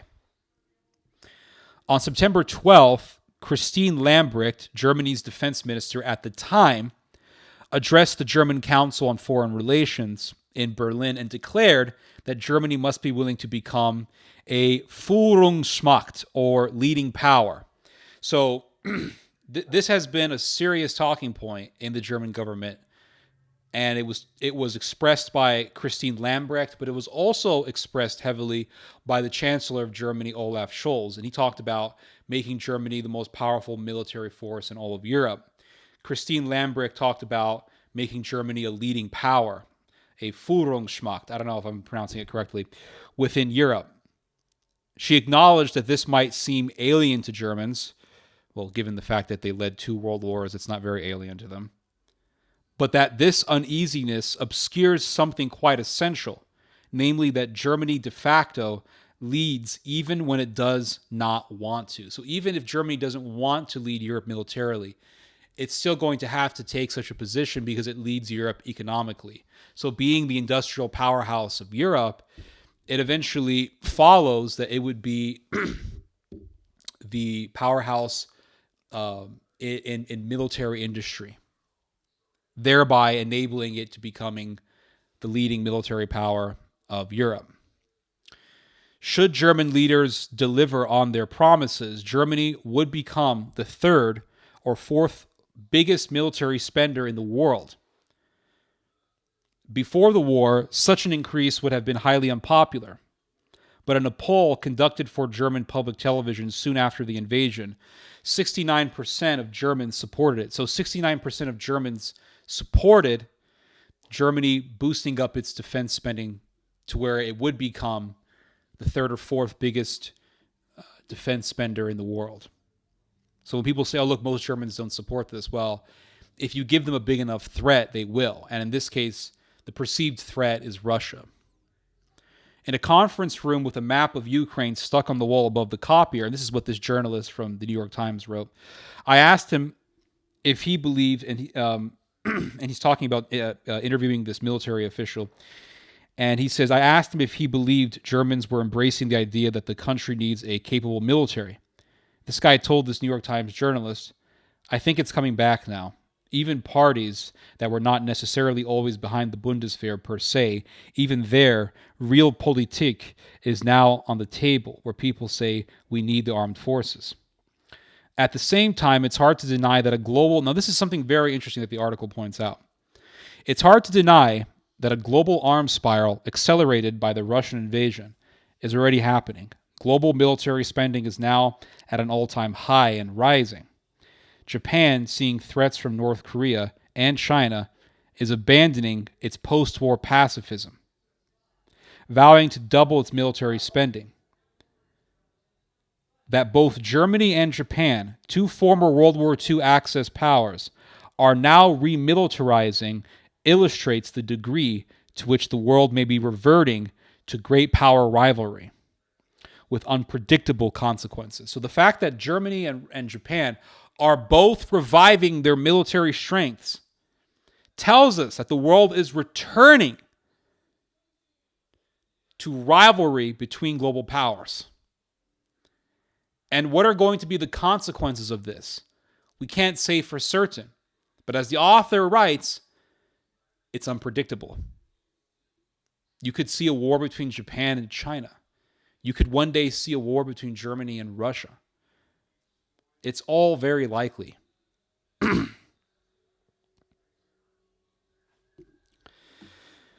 So, it's very interesting. There was an article that was published on Foreign Policy, and this was published, I want to say, about a week ago. And it talked about how Europe could defend itself militarily without the help of the United States. And this is very, very likely. Now, people will sit there and say, oh, Germany has this, very, very aging population, and it's all just a bunch of old people. For one thing, Germany has over 80 million people. You can easily get millions of people, millions of young men to join the military. Not get them. You could force them to join the military. You could draft them. And Germans are a very conformist people. They have a very conformist culture. So it wouldn't be that difficult to force millions of young men to join the military. It just wouldn't. You could easily do it. So I don't really see how that's a legitimate argument. Another thing is, in addition to leading its own military, the Germans want to have a lead over auxiliary forces from Europe. So you could have Croatian soldiers being a part of this European military. You could have Bosnian soldiers, Albanian soldiers. You could have Danish soldiers, Dutch soldiers. In fact, there's already a program within the German Bundeswehr in which you have Dutch soldiers who have been integrated into the German military. So you already have cooperation between the German military and a non-German military.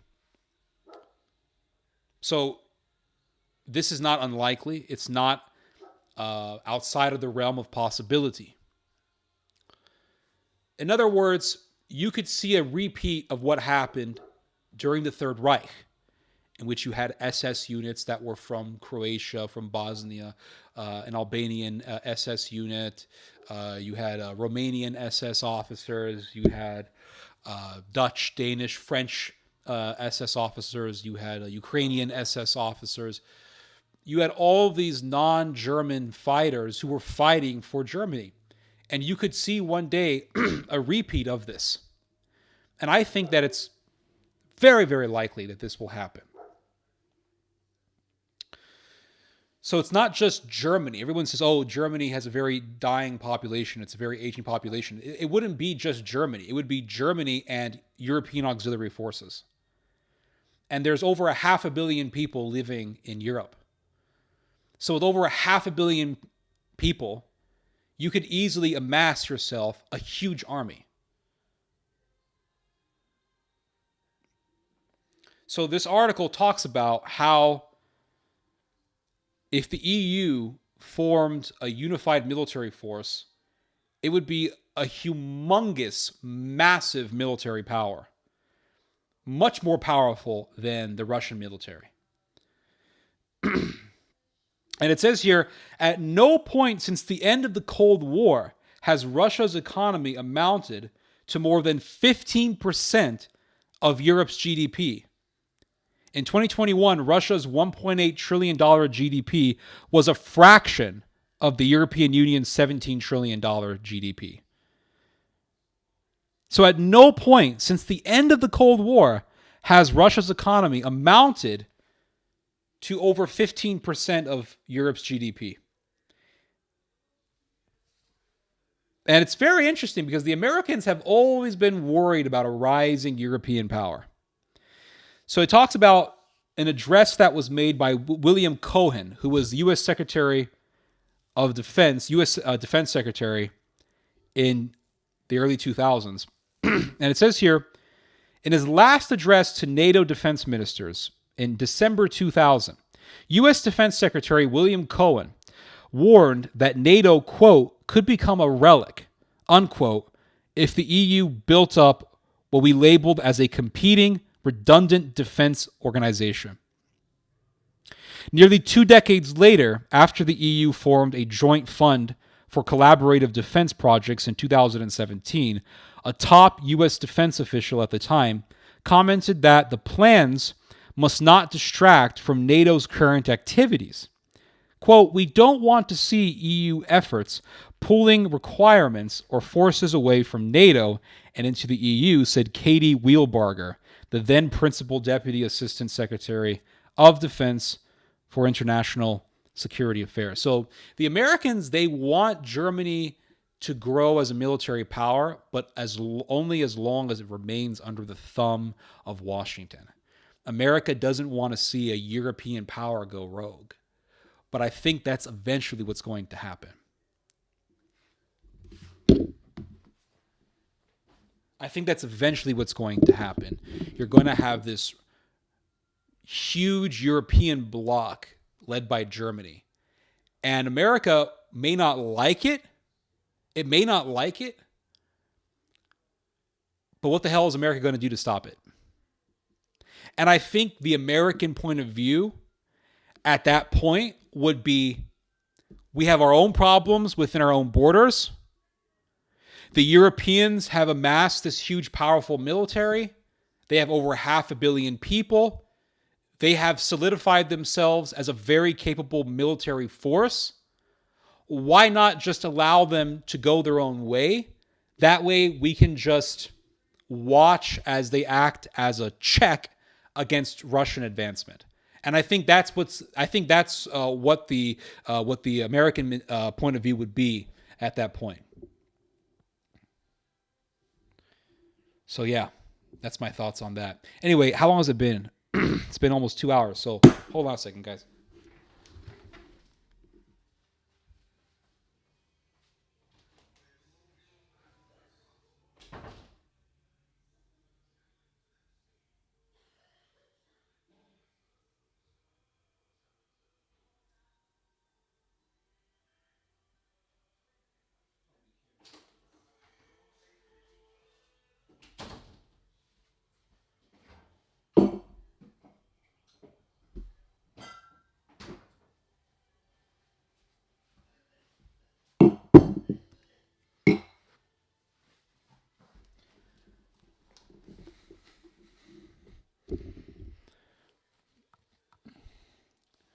If the military tried to draft you theoretically, what would you do?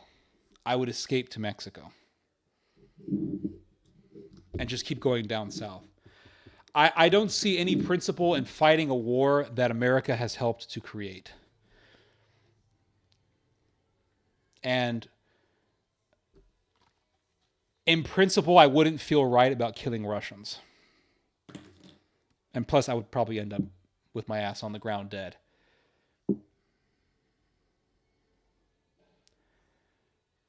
Okay, guys, so growing up, I remember watching my grandfather. He'd make this drink, and he would drink this every single day. He would take a Budweiser, and he would mix it with a V8. So this is a V8.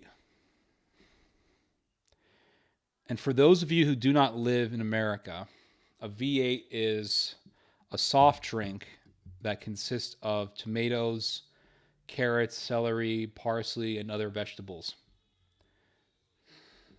And he would mix a V8 with his Budweiser, and he would drink this every single day. So I like to do what my grandfather did. So right now, I do not have a Budweiser. I have a Michelob Ultra.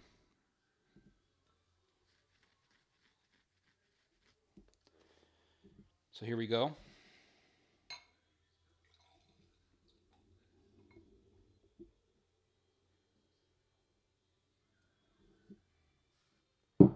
So let's first get a taste of the Michelob. So let's see. This is the Michelob Ultra. Let's give it a smell test for the aromas.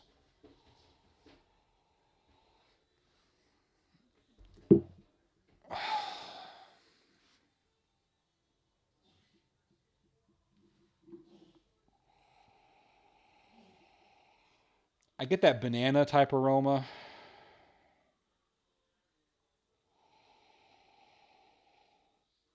Can smell a little bit of, well, I don't smell anything on that one. I get a little bit of that yeast. Let's give it a taste test.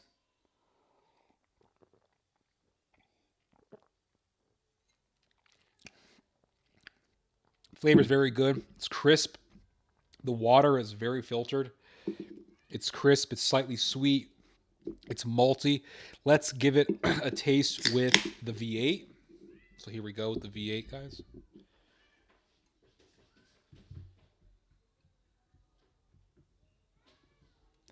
And let's add a little bit more of the Michelob.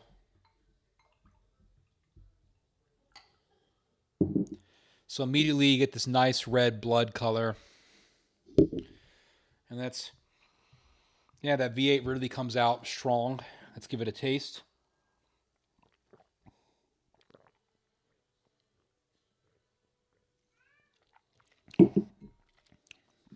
The tomatoiness of the V8 really comes out, but it harmonizes very well with the maltiness of the Michelob. Hold on a second, guys. I have a cat here. BK, sweetheart. No, go away.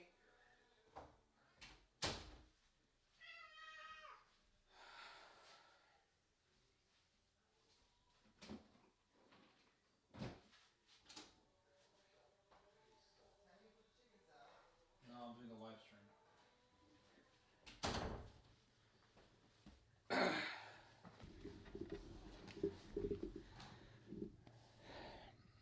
So the tomatoiness of the V8, it harmonizes well with the maltiness of the Michelob.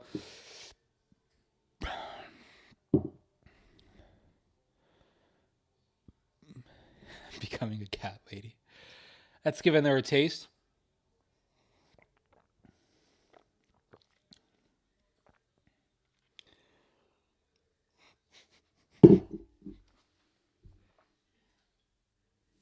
I'm sorry, guys. I'm laughing at your comments here.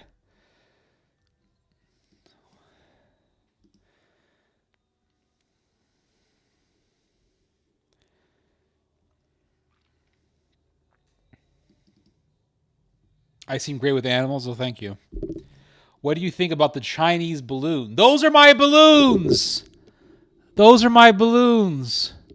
Why didn't anyone tell me that he had one of those things? Mick? Gun?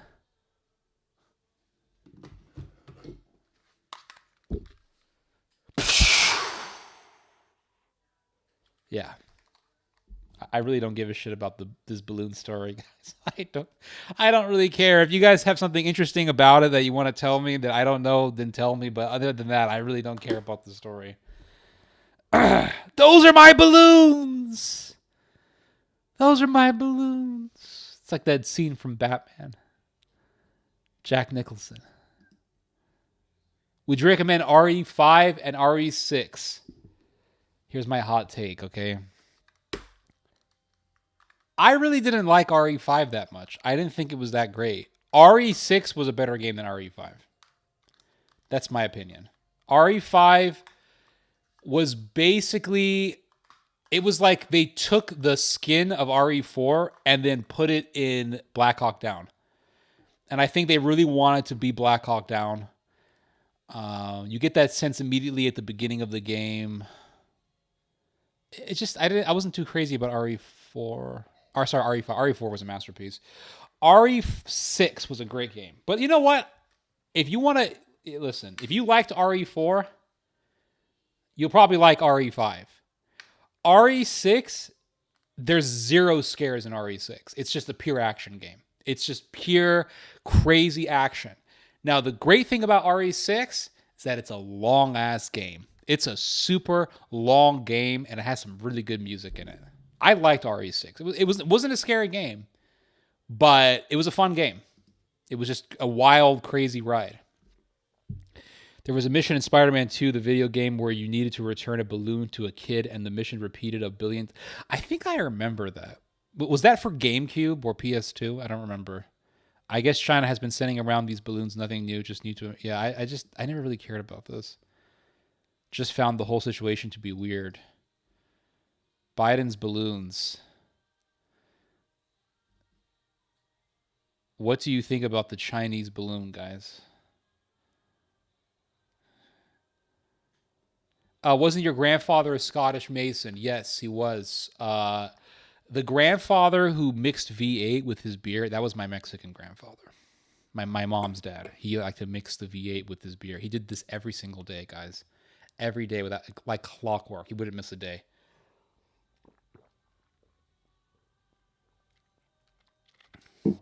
It's not a bad mix, actually.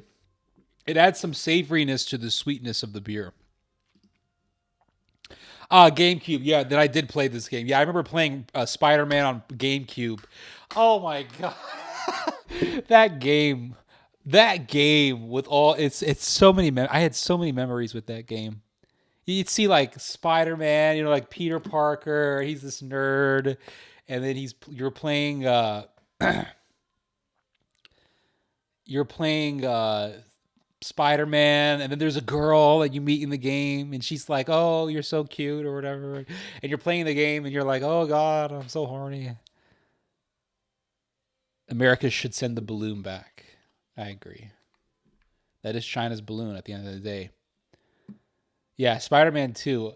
Dude, even after beating that game, I would just play it all the time. I would just play it like just for some reason. For some reason, our brains at that age were underdeveloped to the point where we really thought that just sitting down and playing a game for hours was productive. We just didn't care, right? We didn't even think about whether or not we were being productive. We just enjoyed playing the game, and we would sit there for hours just playing this Spider-Man game. And I remember being at this Jewish kid's house, and he really wanted to play Spider-Man. And I think he had it, or I brought a copy of the game with me. I don't remember. But I remember playing the Spider-Man game at this Jewish kid's house.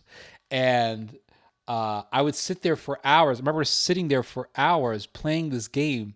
And even when there were like no missions to do, I would remember just shooting my web slinger going from building to building to building for like an hour straight. And I thought it was the coolest thing in the world. Fighting bad guys and just firing my web, going from building to building to building. And I remember this Jewish kid playing this song in the room. I remember I was playing the Spider-Man game.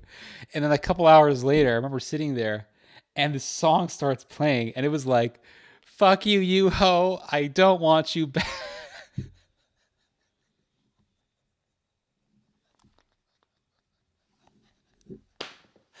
And we thought it was the funniest thing ever. It was so funny, guys. It's so funny. America, okay, hold on. Web slinging about the city in the Spider-Man games, that was fun. It was a lot of fun. I used to play a game called Ratchet and Clank 3, and I played so much, I think I finished it 90 times. Dude, I remember playing Resident Evil 4 and just playing that game over and over again. I remember and I didn't sit there thinking like, am I having a productive day today? No, I just played. And I remember playing it on I remember playing the game on GameCube, and I remember playing it on normal mode, and then I remember playing it on easy mode, and then I remember playing it on professional or hard mode, and then professional mode. And I played it on all the different difficulties. And I thought that I made a great accomplishment by doing that. Like, I beat this game on all difficulties. Was that a Jewish black kid? No, It was a real Jew. His mother was from Israel. Both of his parents were from Israel, but his mother was a Yemenite Jew, and his father was an Ashkenazi, was a Russian Jew. His father was a Russian Jew from Israel. And there was this song, I forgot the name of it, but it was like, "Fuck you, you hoe, I don't want you back." And this song had multiple, like any other song, the song had multiple verses, and then it would have a chorus between each verse, and at the end of each chorus, he would say, "Fuck you, you hoe, I don't want you back." And it was kind of a big hit at that time. And he started playing this song, and I remember thinking it was like the coolest thing ever. It was like a guy just telling a woman off. And, you know, being the nerds that we were, we thought that was just so fun. Let's see here. Recently, I've been playing Tom Clancy's The Division 2. That's a great game. Division 2, I think... I want to argue and say that The Division 2 was probably the best shooter ever made. I love The Division 2, more so than the first Division game. I think the first Division game was also very fun. In both divisions, Division 1 and Division 2, I don't think you can find a game that could compete with the shooting mechanics of the Division games. I don't think you can find a shooting game that could be comparable to the Division.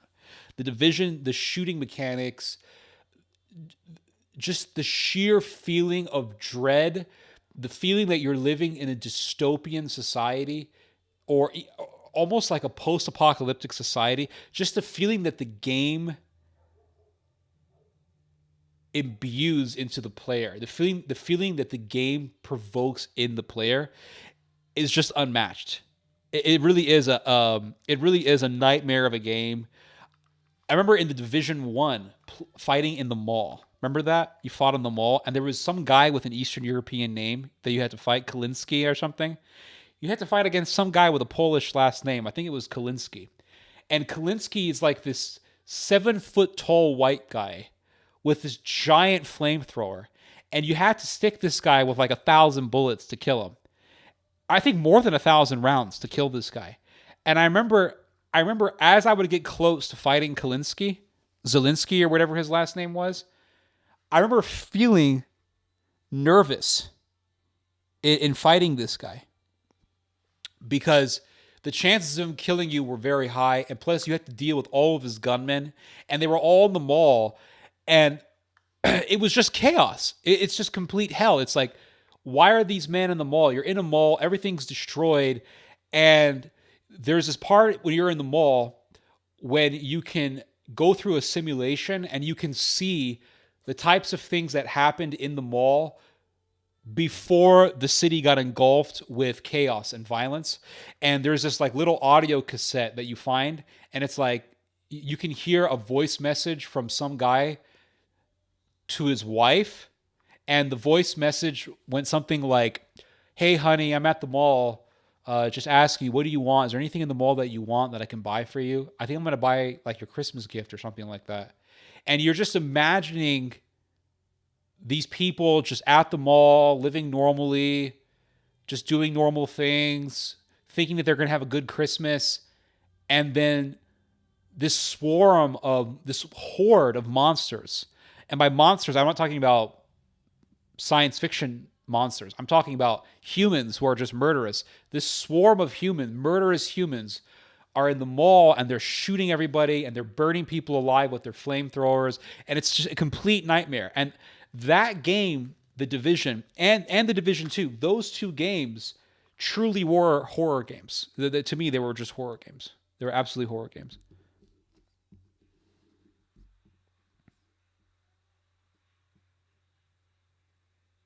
You haven't played Division 1 yet? I think Division 2 is better than Division 1, but they're both good games. Shout out to Divine Soldier! Hell Let Loose, World War II shooter, pretty good right now. Yeah, I've heard of Hell Let Loose. I haven't played it yet, though. I'm enjoying Hogwarts Legacy. Very comfy and cozy game. Yeah, it kind of looks like Elden Ring with the spells and all that stuff. But the gameplay, I think, looks a lot more stimulating than what you get. My problem with Elden Ring is that the fighting in Elden Ring isn't like the fighting in other From Software games seem to be. It just seems to be better, or it seems the fighting in their From Software games seem to be better. Like for example, you look at Demon Souls or some of the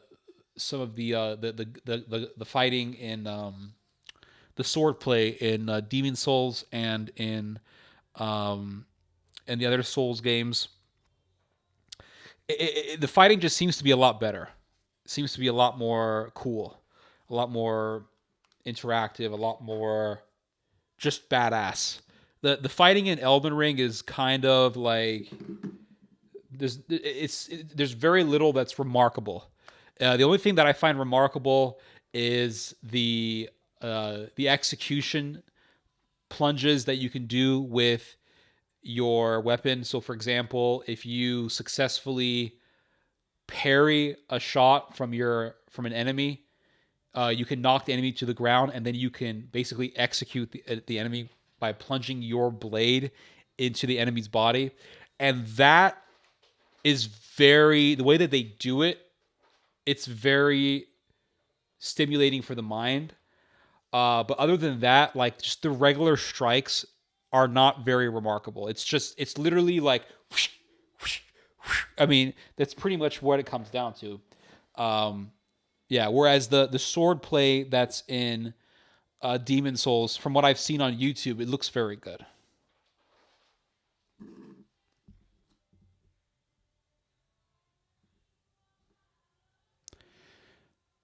Oh, Sekiro. Yeah, Sekiro had very good swordplay.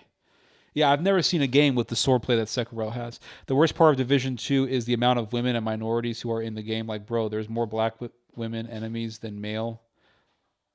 What? I don't even understand what your point is. The game takes place in DC, so DC is actually a black majority city.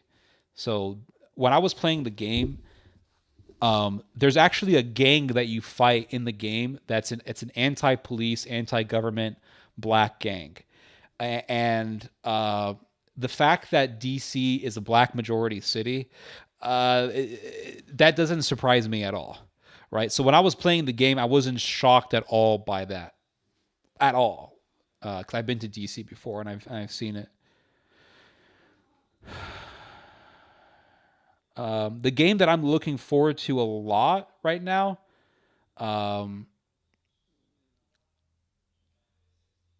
is the Resident Evil 4 remake. That's the game that I'm looking forward to right now. That game looks amazing. The Hyenas. Yeah, I think that's what they were called, the gang. In regards to Ukraine, what's your actual position on whether the Russian invasion is justified? I've seen a lot of your videos. Yeah, I think that Putin just woke up in the morning and he had a glass of tea and he's like, you know what? I just want to invade Ukraine. That's my position. In all seriousness, listen, if America was in Russia's position, America would have invaded Ukraine a long time ago. A long time ago, I think America would have invaded Ukraine. The fact that Russia waited so long tells me that Russia never really wanted to invade Ukraine. Russia didn't want to invade Ukraine, but it was put in a position where it had to, because it's literally NATO right on your damn border. It's NATO that's right on your door. So what do you think is going to happen? You've already taken countries. NATO has already absorbed countries that are bordered with Russia. And Russia gave a warning shot when it invaded Georgia. It let the world know. It let the world know that it is willing to go to war. And people just didn't care. And you had all these military operations, all these military training operations that were done in Ukraine. And NATO was just basically telling Russia, we don't really give a shit about your demands. We don't really care about your interests. So what do you expect Russia to do? I don't think Russia wanted to invade Ukraine. It was in a situation where it had to. And we kept pushing the buttons of the Russian bear. And that's what happened. I am my hair is graying out. I kind of got the sense that it was. I knew that I was getting some gray hairs here and there, but oh my God, dude, the gray hairs are really coming out.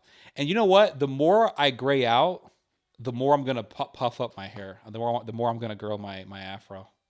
Because I noticed that afros look so much better with gray hair. Why do you think Ukraine wants to join NATO, though? I think it's understandable that they would. Why they want to join NATO is because they want to be a part of the Western world. It's the same reason why they wanted free trade with the European Union. There is a fight within Ukraine that's basically in between pro-Russia and pro-EU, pro-West. Now, whether or not Ukraine wants to join NATO is not something that Russia cares about. Russia doesn't give a shit if it wants to join NATO. It just doesn't want NATO on its southern border.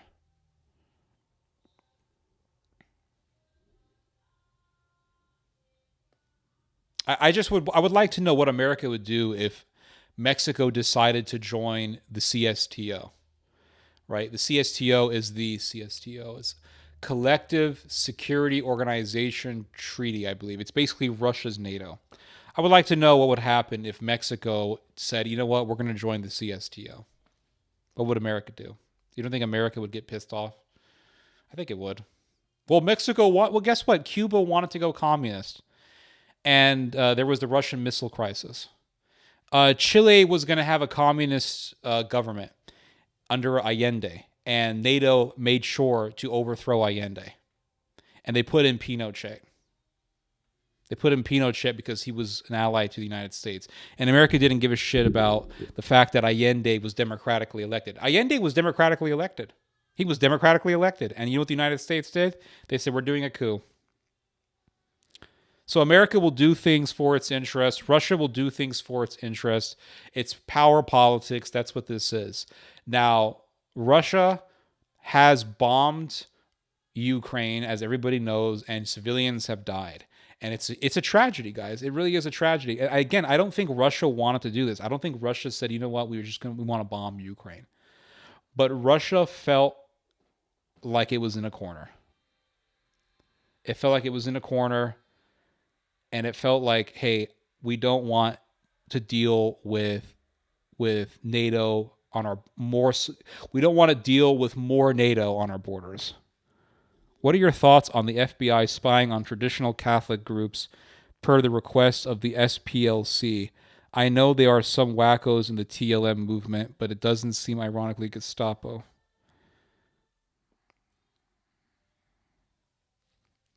Isn't it Russia's fault? Isn't it Russia's fault? I don't think Russia cares. That's the thing. You have to put yourself in their brain. I don't think they care. They just don't want more NATO on their borders. There's enough NATO. It's the same reason why Russia went into Syria.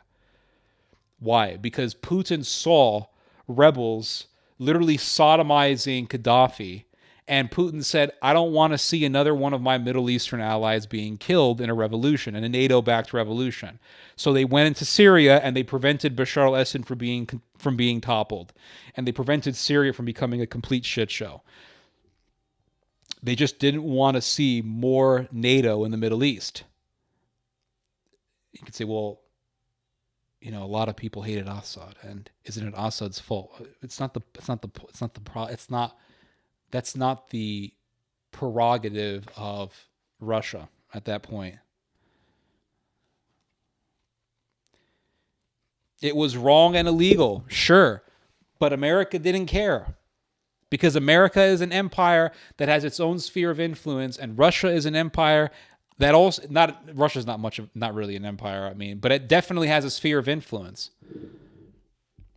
Hold on, I'm interested in this FBI spying in the trad movement. Okay, hold on. Where the FBI is there like a hold on a second. Let me take a sip of my Bloody Mary here.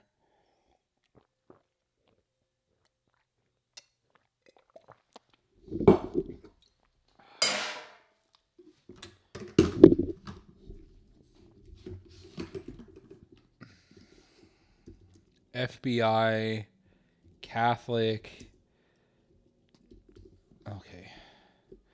DOG, FBI, Catholics. FBI targeting Catholics as violent extremists. FBI's slander of radical traditionalist Catholics. Let's look at Fox News here.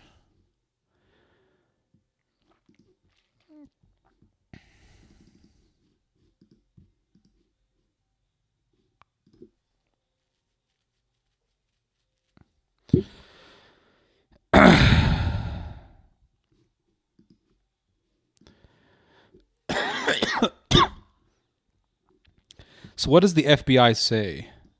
I'm trying to find a website here to read. Federal whistleblower. I hope they don't put Catholics in prison. That would be scary. Archive.is. I have to go to archive.is to break the wall here. Do you think this earthquake, Turkey, is completely natural? I know that you can make an earthquake. It's not impossible to make an artificial earthquake. You just have to inject the earth with enough water that it would hit a fault line, and then you would actually trigger an earthquake. Again, is that what happened? Turkey has a huge fault line, and it's possible that fault line was just naturally hit. The practical explanation, the most likely explanation, is that this is natural, right? Is it possible that it was man-made? It's possible, but what would be the purpose of doing that, right? If you wanted to force Turkey to accept Sweden and Finland to NATO, and if you wanted to force Turkey to stop supporting Russia, I mean, there are other ways to do that. I don't think an earthquake would be a suitable option, an adequate option for that. That's my opinion.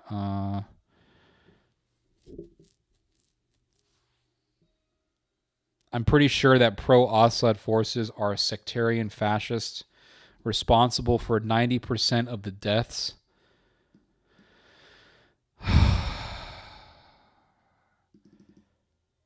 I've seen so many execution videos done by people who hate Assad. It's unbelievable. I've seen so many videos of people who hate Bashar al-Assad just slaughtering civilians. ISIS was anti-Assad. We weren't talking about the followers of Assad. We were talking about ISIS. All the horrific things in 2014, 2015, 2016, all the horrific things that were happening in Iraq and Syria,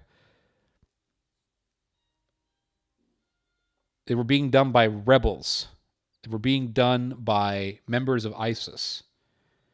And when Russia bombed ISIS in Syria,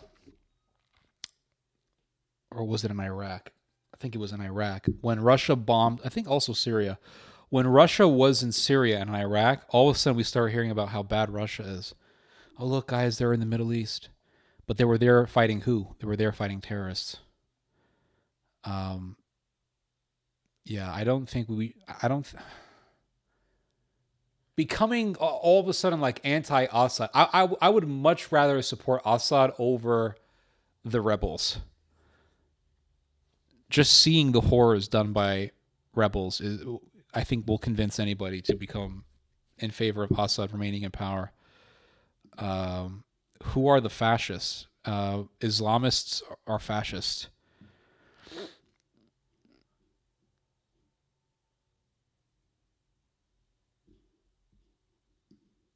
Oh, God, okay. Stats. The Bashar al-Assad government wants to remain in power, and that's why it was fighting these rebels.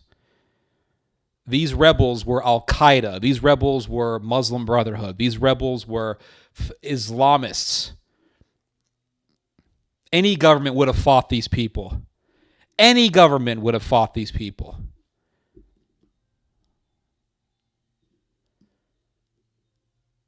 Literally every Western... Yeah, it wasn't their countries that were being overran by these people. You were talking about Bashar al-Assad.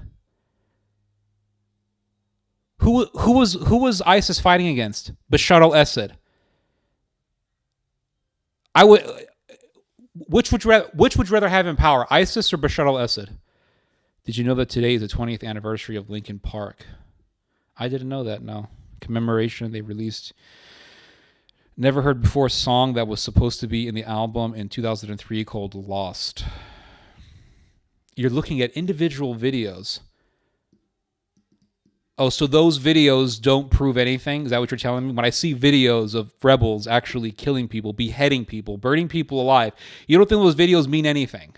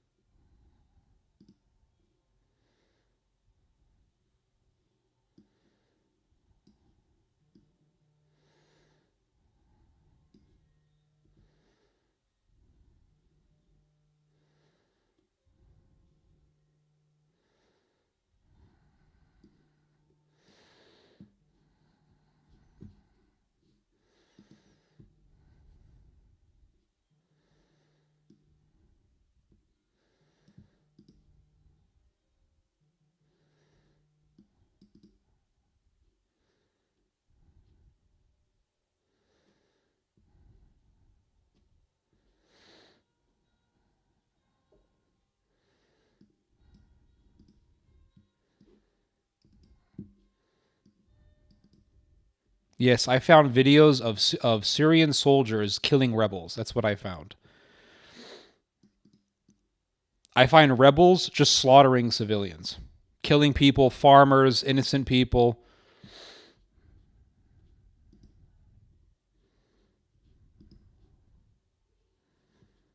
I already gave you a shout out.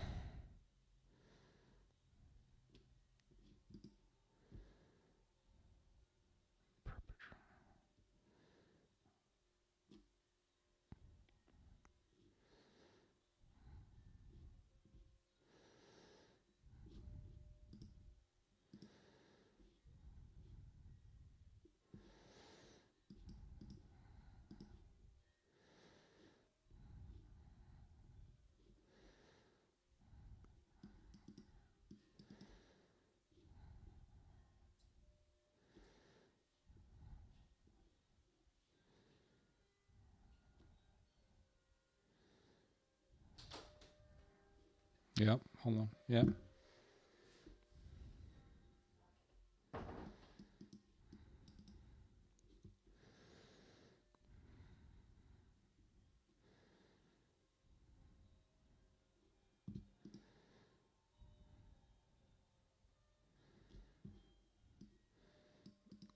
I never said it was just Assad versus ISIS. I said, who would you rather be in power, Assad or ISIS?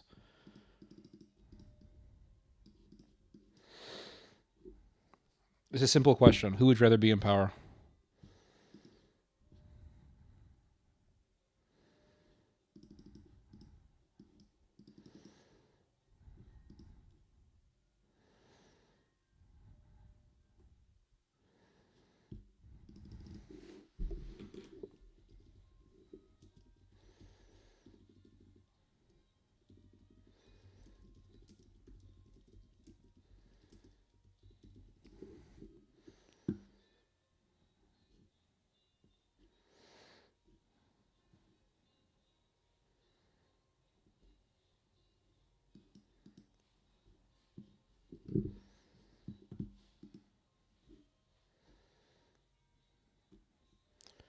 It's like you have Turkish-backed rebels, NATO-backed rebels in your country, and everyone's supposed to. Everyone expects the Bashar al-Assad regime just to like get on its hands and knees and let it happen. The Syrian Network for Human Rights estimate, it's a pro-rebel network, so of course they're going to say that. But I would like for you to answer my question. Who would you rather be in power in Syria? Who would you rather have in power in Syria, Bashar al-Assad or ISIS? You would choose Assad. Okay, thank you. That tells me everything I need to know.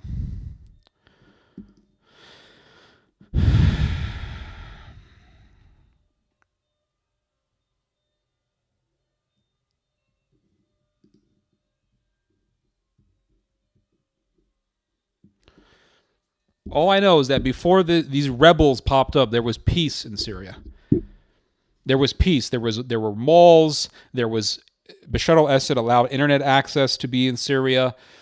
There was a lot of trade that was happening. And then you saw these rebels. And they were talking about how bad Bashar al-Assad was. They were talking about police brutality. And then all of a sudden you saw these protests and they were holding olive branches. And then you begin hearing about violence. And you begin hearing about Al-Qaeda in Syria. And you begin hearing about Muslim Brotherhood in Syria. And it was all being backed by the CIA. And there was war. Any government would have fought such a rebellion. Any government would have fought such a rebellion. They were killing Syrian soldiers. What do you expect to happen? They were killing Syrian civilians. What do you expect to happen? There's going to be war.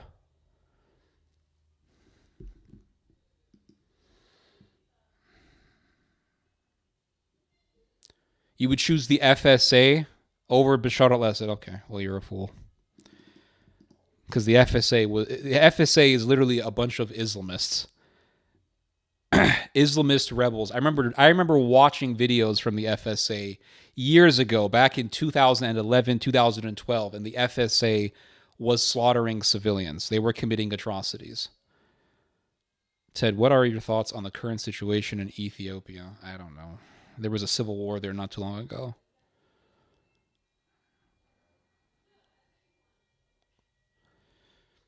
If you're supporting the rebels, you're literally supporting Turkey. That's why I say you're a fool if you support the revolution. You're supporting Turkey. You're supporting Turkey's advancement in the Middle East.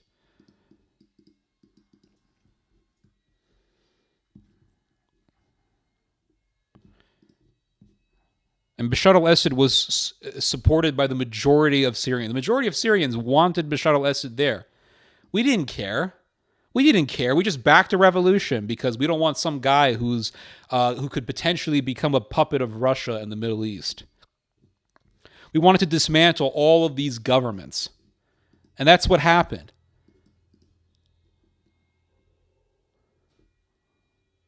And we saw Christians being killed, not by Bashar al-Assad, by rebels.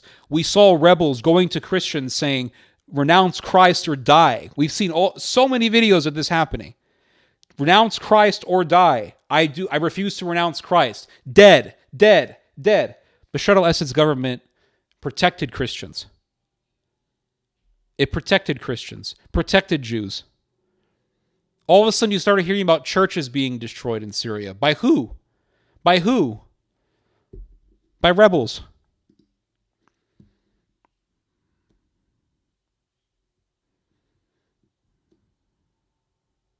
Why? Because you have a bunch of rebels who are Sunnis and they don't want an Alawite government.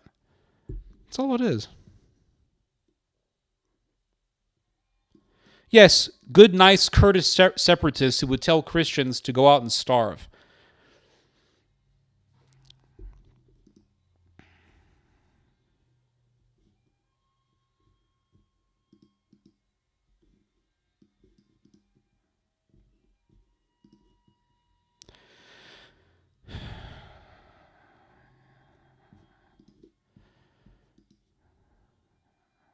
Thoughts on Israel making peace with Sudan? Does this relate to Daniel 11? No, it doesn't.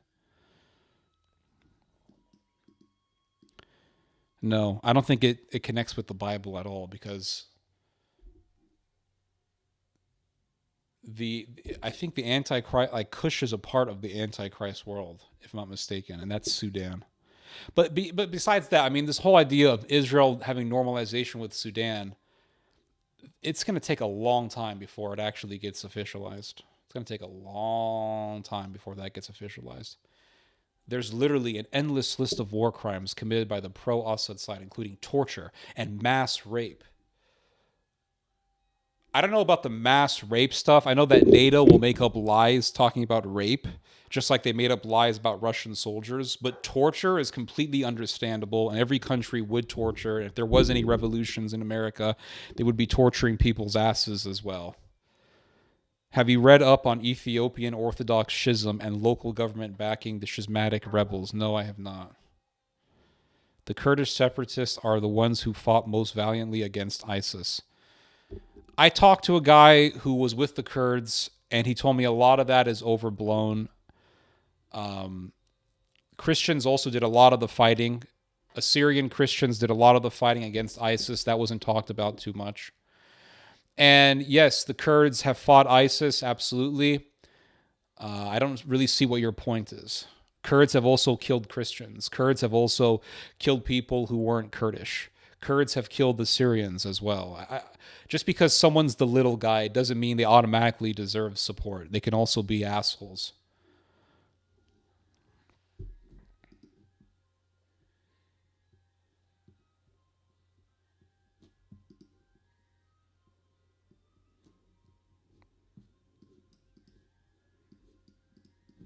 That's the government there. Bashar al-Assad, that's his government.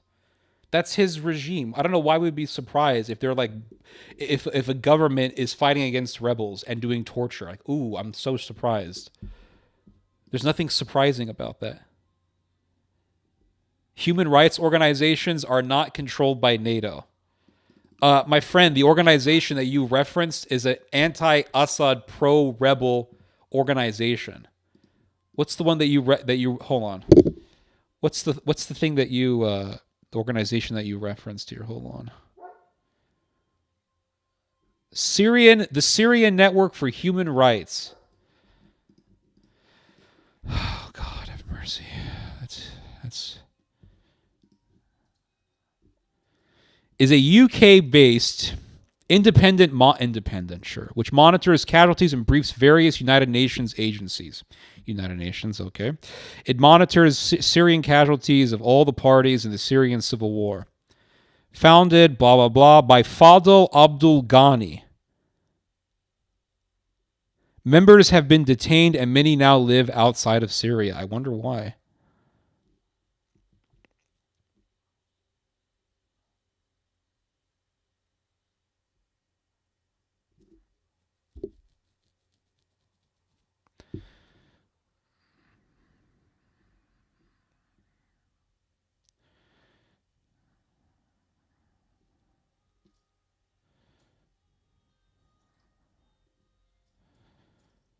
Okay, so here's a stat from the organization that you referenced.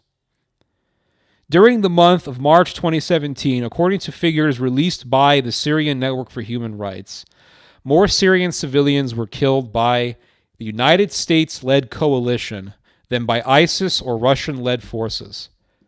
So according to this organization that you referenced, more people were killed by the American-led coalition than by Russian-led forces.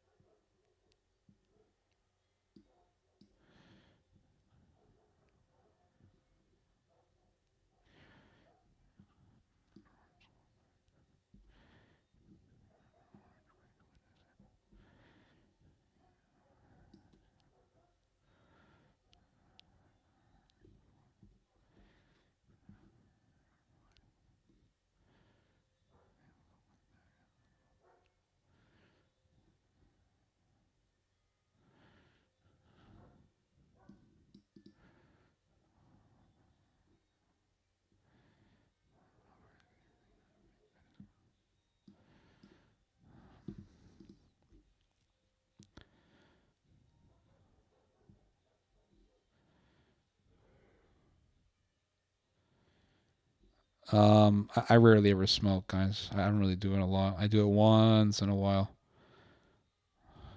I'm not a top G. Okay. What else do we have?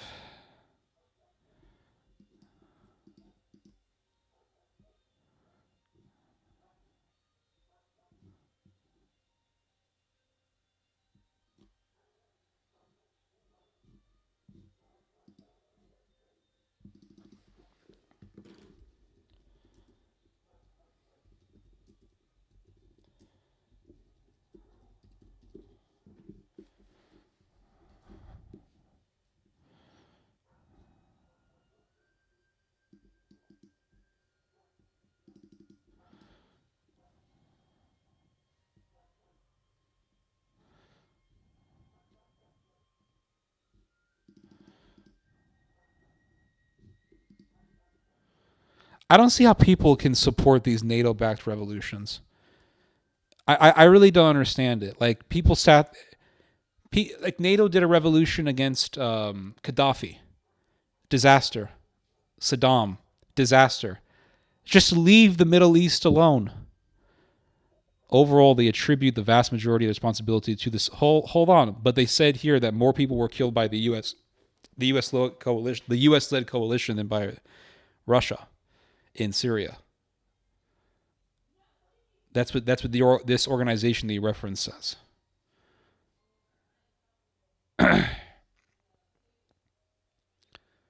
So there's that.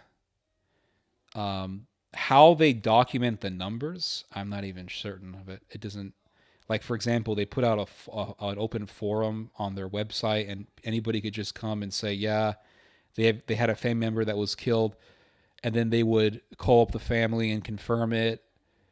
Okay, well, anybody could say that. Anybody could say, yeah, I have a family member that was killed by Bashar al-Assad. It doesn't make it true. If I really hate something enough, I'll say, yeah, this government killed my cousin or something like that. Well, how do I know that's not complete bullshit? And another thing, Bashar al-Assad has the military. Bashar al-Assad's government, backed by Russia, of course, has the monopoly on violence.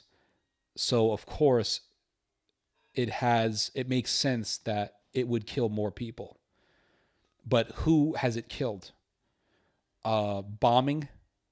Who has it killed? For example, the organization that you referenced says that 14,000 people were killed by torture. Who's being tortured? Who's being bombed?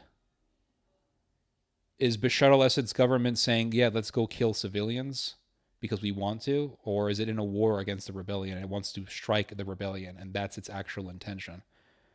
Rome was involved in the Middle East, and their biggest problems were Parthians and Muslims. Christians got involved in the Middle Eastern Crusades, and that didn't end well. I don't know why. Just leave the Middle East alone. I don't know why people get so involved in this. It just causes more chaos and misery. Removing Gaddafi. There's still an ongoing war in Libya. There's ongoing political factionalism in Libya. And so much misery happened as a result of Gaddafi being removed. Same thing with Saddam. The Christian population was over 1 million people when Saddam was in power. You remove Saddam, and the Christian population was horrendously oppressed. By who? By the very rebels that NATO backs and that Mr. Robert Leslie over here supports. So I just don't really fall for this type of crap. I think NATO is too far out in the grasp of the people. They act entirely on their own. It's civilians being bombed. Why are they? Why is there bombing happening? Why? Because it wants to fight against rebels. Why are Europeans historically obsessed with the Middle East? Because it's the middle. You have access to the Mediterranean. All sorts of geostrategic reasons as to why they want to control the Middle East. Torture is illegal. When you have terrorists in your country, you're going to have torture. I would totally allow for torture to happen if it meant killing terrorists. It wouldn't bother me at all. Libya has not had a constitution nor a government for... Yeah, I know. And people just can't open their eyes and say, wait a second. NATO messed up this this Middle Eastern country. They messed up Libya, Iraq. The Muslim Brotherhood almost took over Egypt as a result of NATO's backed revolution in Egypt. Why would I support a revolution in Syria?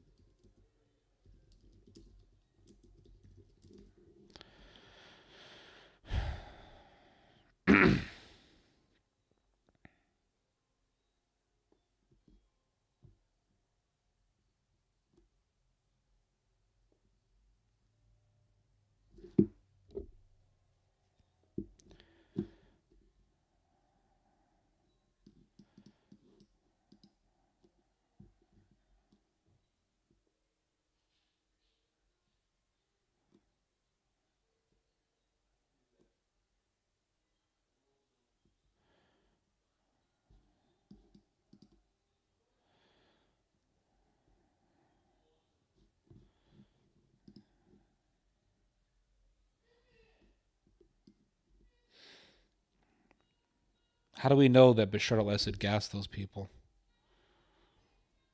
How do we know that it was Bashar al-Assad? Because I remember seeing all these white helmet guys pouring water on these people who were supposedly dying from a chemical attack. And there was a doctor, I don't remember his name, but he said it's impossible that these people were able to hover over these guys and put water on them without them being affected by the chemical weapons. It doesn't make any sense that Bashar al-Assad would use chemical weapons at a time when he was actually winning the war. But it does make sense that NATO would make that propaganda to make Assad look bad. I wouldn't support... Listen, if they're gassing terrorists, though, I mean, it wouldn't bother me if they gas terrorists. I wouldn't support any revolution. I found it to be demonic. History is greatly important. Most human history lies in the Middle East.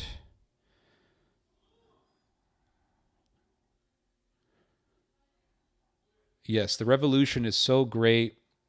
For some reason, it was a disaster in Libya. For some reason, it was a disaster in Iraq. For some reason, it was almost a complete disaster in Egypt, and you had a Muslim Brotherhood government, but supporting the Syrian revolution is a good idea. And you're going to believe NATO, which is in a war trying to topple the Assad government. Okay. I don't know what else to tell you.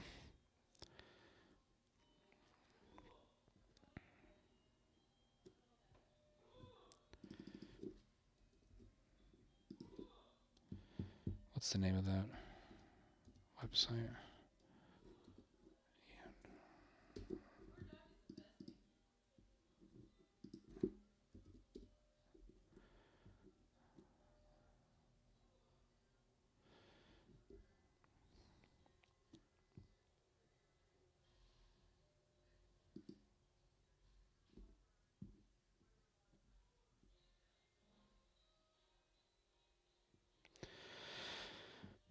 And I remember seeing a video. I remember back in, I think it was in 2013, 2014, showing rebels using chemical weapons. And when they were accusing Bashar al-Assad of using chemical weapons, for some reason, those chemical weapons hit a Shiite neighborhood. Why would Bashar al-Assad hit a Shiite neighborhood? The rebels are anti-Alawite. They're anti-Shiite.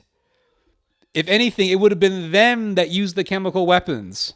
But people don't want to use common sense. Okay. Why would it not make sense for a fascist dictator to gas his own people? Why would he gas Shiites?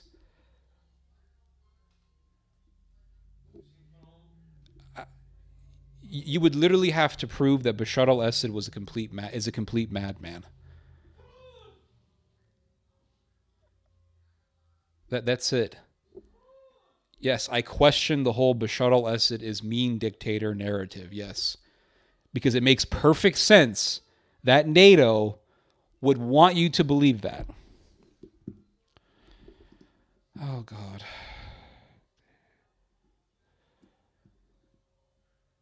Why were they hitting Shiite neighborhoods with chemical gas? That was one of the questions I remember asking back in 2013. And then I found a video of rebels using chemical gas canisters and firing them.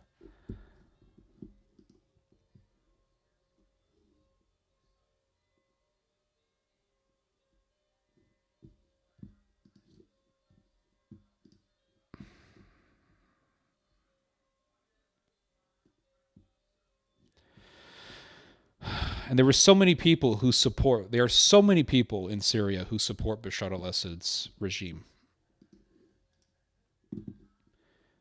You don't have that with a genocidal dictator who just wants to kill his own people. So Bashar al-Assad woke up one morning and decided to start a war? What incident are you referring to? Google it. Do research on it. You seem to be like an intelligent person. You seem to be an intelligent person. I think you can find it yourself. Google it. I will have you do homework. That's homework for you to do. Hereditary, scariest horror movie? What do you think? I think Hereditary is a very good horror movie. I love that movie. Very good film. You've been literally giving me all these typical NATO arguments, typical anti-Assad talking points. Do you know what I've been doing? I've been researching your claims. That's what I've been doing. Reading it. You can read too. You have a computer. But I doubt you'll find it because the Google search engine is so controlled.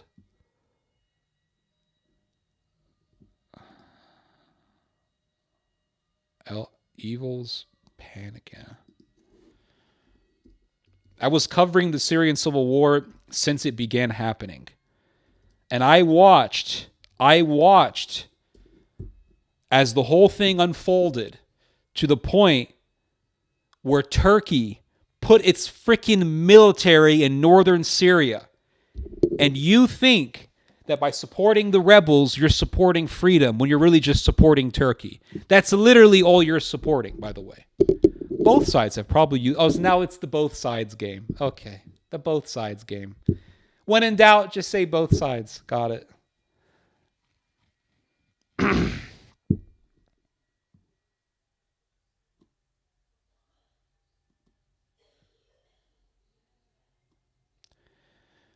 And why did Turkey enter Syria? Well, it was to fight the Kurds. That's not what Erdogan said back in 2015. He said his main mission was to remove Assad. That's why I don't believe these talks.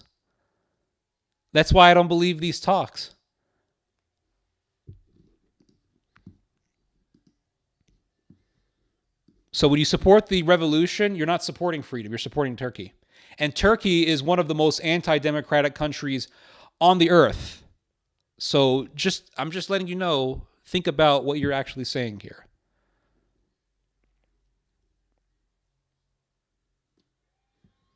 And I remember reading about how the CIA was supporting the Muslim Brotherhood in Syria, supporting Al-Qaeda in Syria, supporting Islamists in Syria.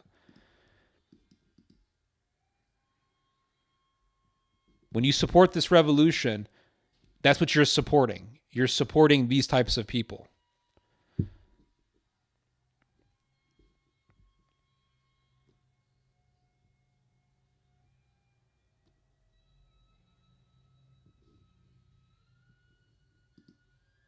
And I remember hearing about, ISIS is in Syria, and look, evil ISIS. But then when Russia went there to fight ISIS, all of a sudden it was Russia bad.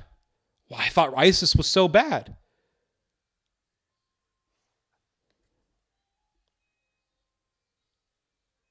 Democracy doesn't automatically equal good. But in the case of Turkey, Turkey is definitely a tyrannical country, and Turkey's only becoming worse.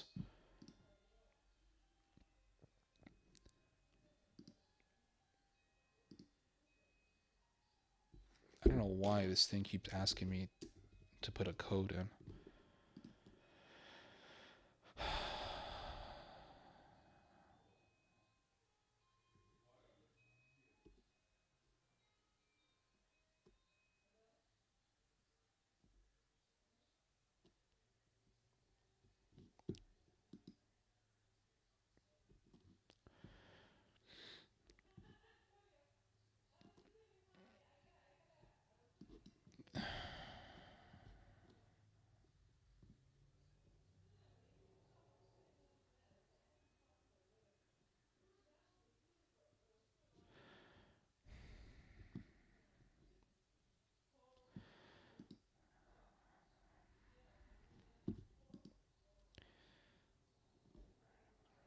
There were multiple factions of rebels. Yes, FSA, which consists of Islamists. You have Al-Nusra, which is all Islamists. ISIS, and a bunch of other factions. Is every single rebel an Islamist? No, but even those rebels who aren't Islamists are putting the country in a position. They're fighting to if they get what they want, if they topple Assad, they're only going to be opening up their country to even worse problems, like, for example, being under the control of Sharia law and ultimately being under the control of Turkey. Because all you would do is create a power vacuum. That's all you're going to do is create a power vacuum, as the world witnessed in Libya. And the country was better off under Gaddafi.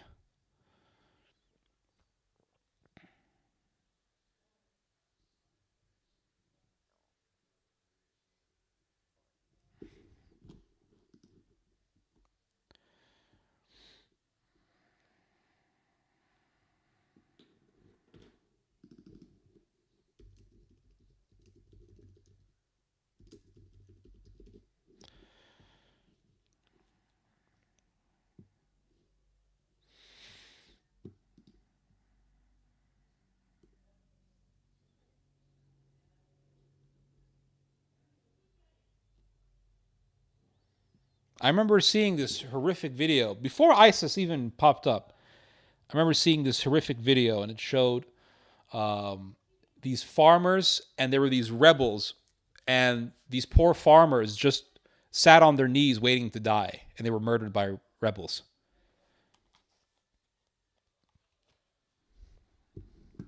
But there you go. That's the rebellion, right? You got to support the rebellion. I support the rebellion.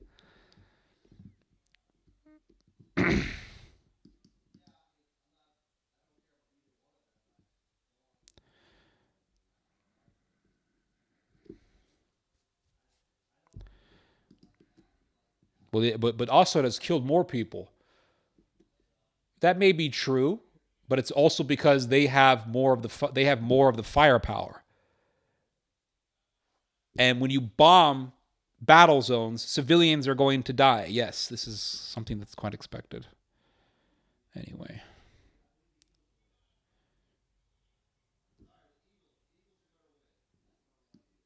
Yeah.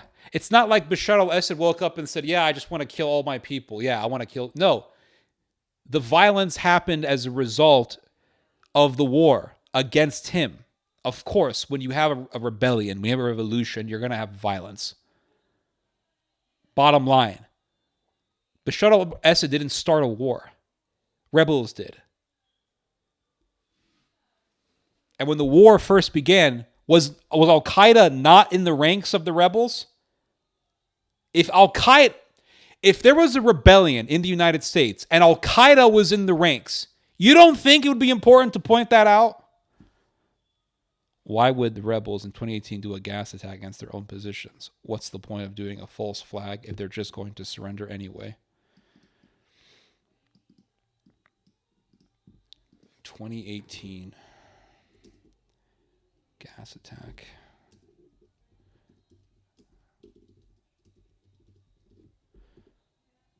Duma. Oh, I remember this.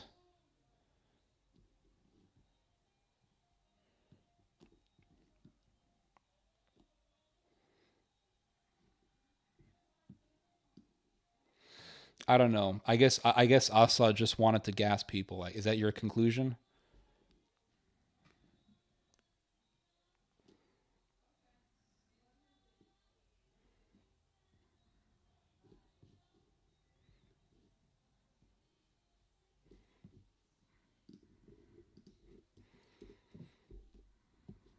I remember years ago when this revolution was new, they were talking about how Assad was using chemical attacks on his own people. It turned out that the neighborhood that was hit was a Shiite neighborhood, and that was back in 2012, 2013.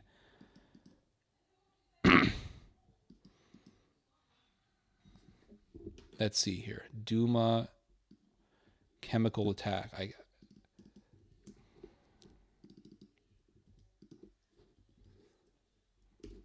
Let's see here.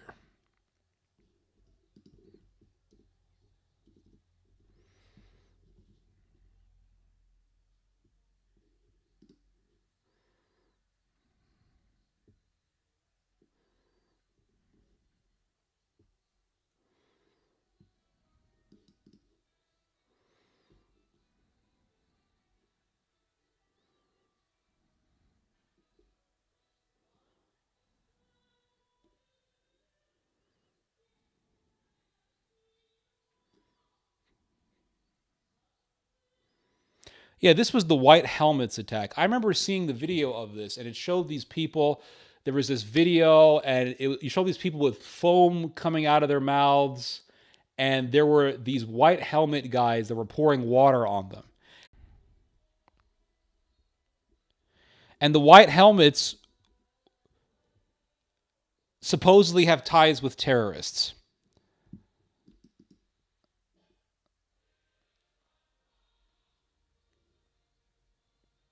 And here's the thing is, when governments attack civilians, it's a sign of weakness. But at this point, the Bashar al-Assad government was winning. It doesn't make any sense that the Syrian government would do that.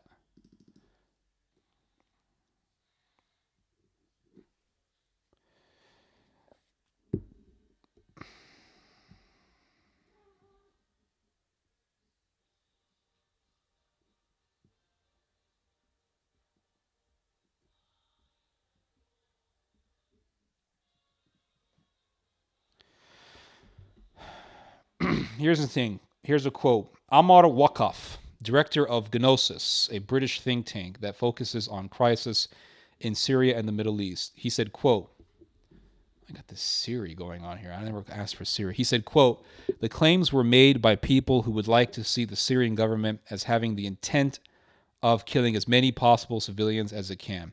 If you look at it from the Syrian government point of view, as we understand it, they look at the people of Douma as hostages in a hostage situation, eager to go to freedom, just like their fellow Eastern Ghouta people did, and to get rid of the militants. In Wakaf's opinion, it would be logical for the Syrian government to kill those people. Yeah, it just doesn't make any sense that they would just decide to hit civilians with a chemical weapon.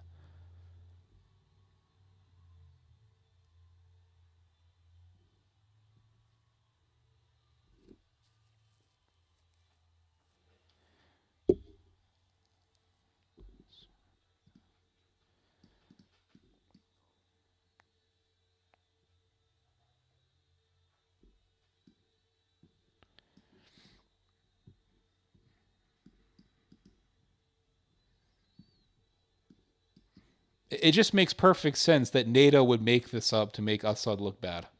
It's just like Bucha in Ukraine.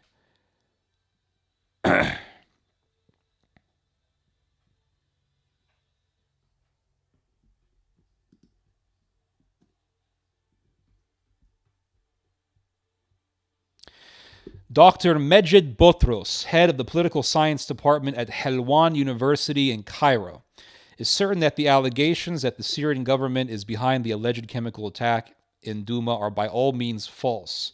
Explaining this point, he said that the Syrian government is regaining the territories it lost before. It's a landslide victory. Adding, why would the Syrian regime commit a war crime? There is no possible reason for this. He also recalled that 2 weeks ago, the Syrian government said that they are alerts that terrorists are planning a chemical attack to put pressure on the Syrian regime. So the Syrian government said that terrorists were planning on doing a chemical attack. They said this 2 weeks before this situation happened.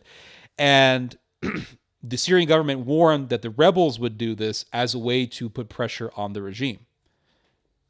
Why should I, as a regime, use this when I have to keep a low profile? And yeah, exactly. Bashar al-Assad knew already that NATO was trying to paint him out as this monster who would use chemical weapons.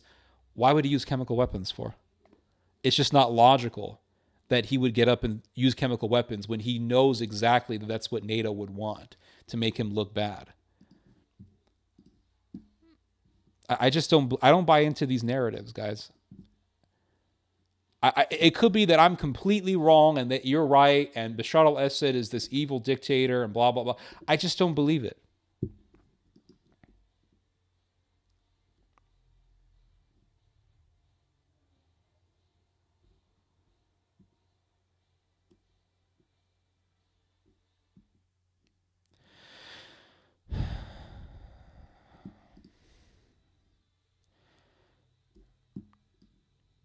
And obviously, NATO is going to claim that Bashar al-Assad did it.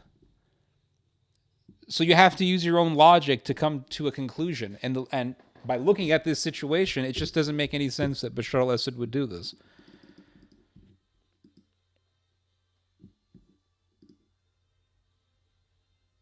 Oh, why is this thing not working very well? It's getting dark outside. Faces joking.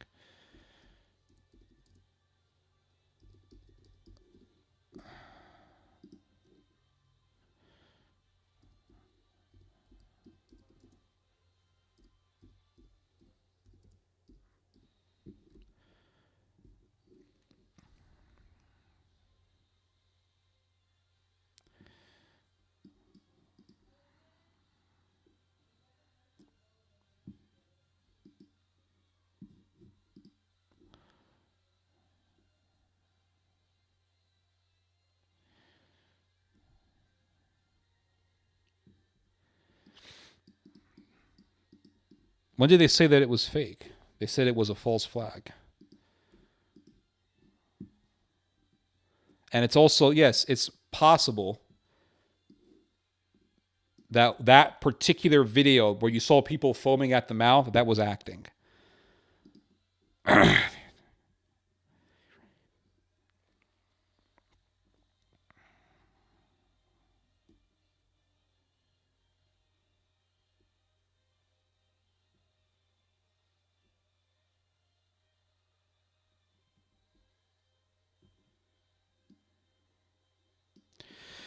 So here's a very interesting article regarding the source that supposedly confirmed the chemical attack was done by Assad. It's the a report on the Organization for the Prohibition of Chemical Weapons. So the Organization for the Prohibition of Chemical Weapons supposedly had done an investigation, and they said, "Oh yeah, Assad did it. He's the bad guy."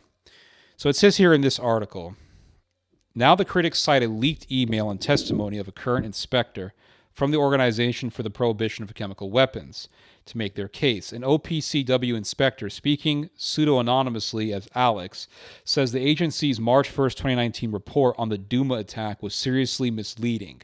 In conjunction with a complaint of an OPCW analyst last spring, Alex's claim opens the possibility that the OPCW made a mistake in attributing the attack to the Assad government. The Duma attack cannot be assessed in isolation.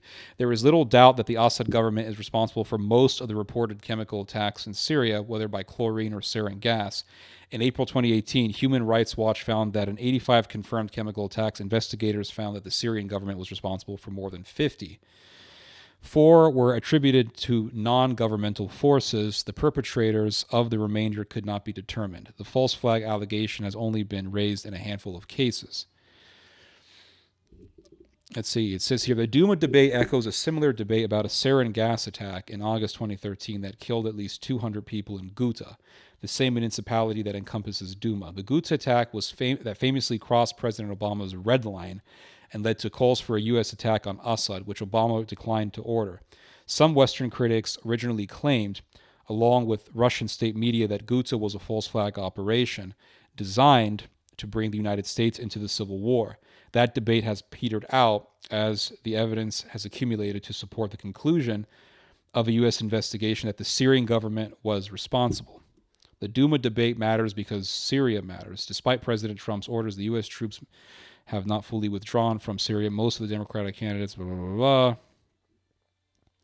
The lone exception is Tulsi Gabbard. Blah, blah, blah. The false flag allegation cannot be dismissed as mere Russian propaganda. In my coverage of chemical attacks, Russian intelligence services, and CIA false flag operations, I've learned not to rule out any claims just because one or more governments dispute them, nor do I reject the claims of Gabbard and other critics because they oppose the U.S. intervention.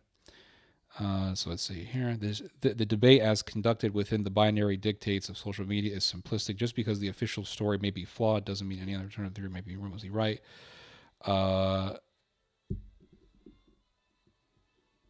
So basically, somebody within the OPCW said anonymously that the report was misleading. And it was misleading because it automatically put blame on the Bashar al-Assad government.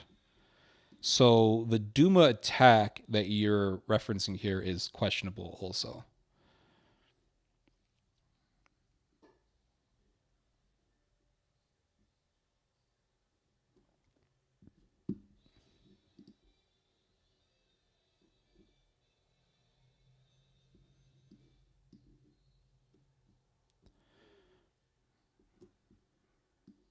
Your own source. Yeah, the article says here that there have been chemical attacks done, but you were talking about Duma, and that report was misleading.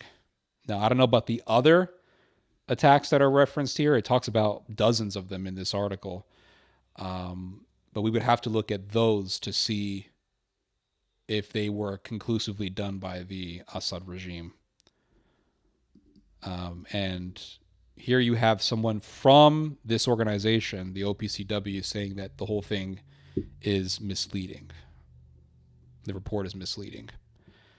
I would have to look at the other supposed chemical attacks to see the full details about those. But I'm not talking about the opinion of this author. I'm talking about what the anonymous source stated.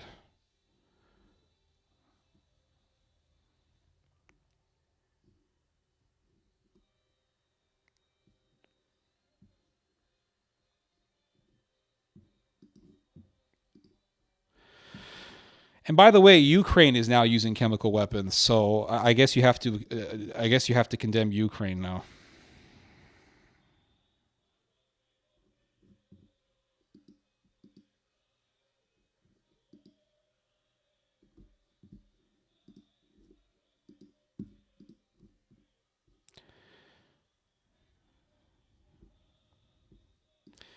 Yeah, the person who wrote this article says that Bashar al-Assad did chemical attacks, but I'm talking about the specific Duma report that you kept referencing to. That has been called into question, and that's what I'm referring to. I'm not talking about the opinion of the author.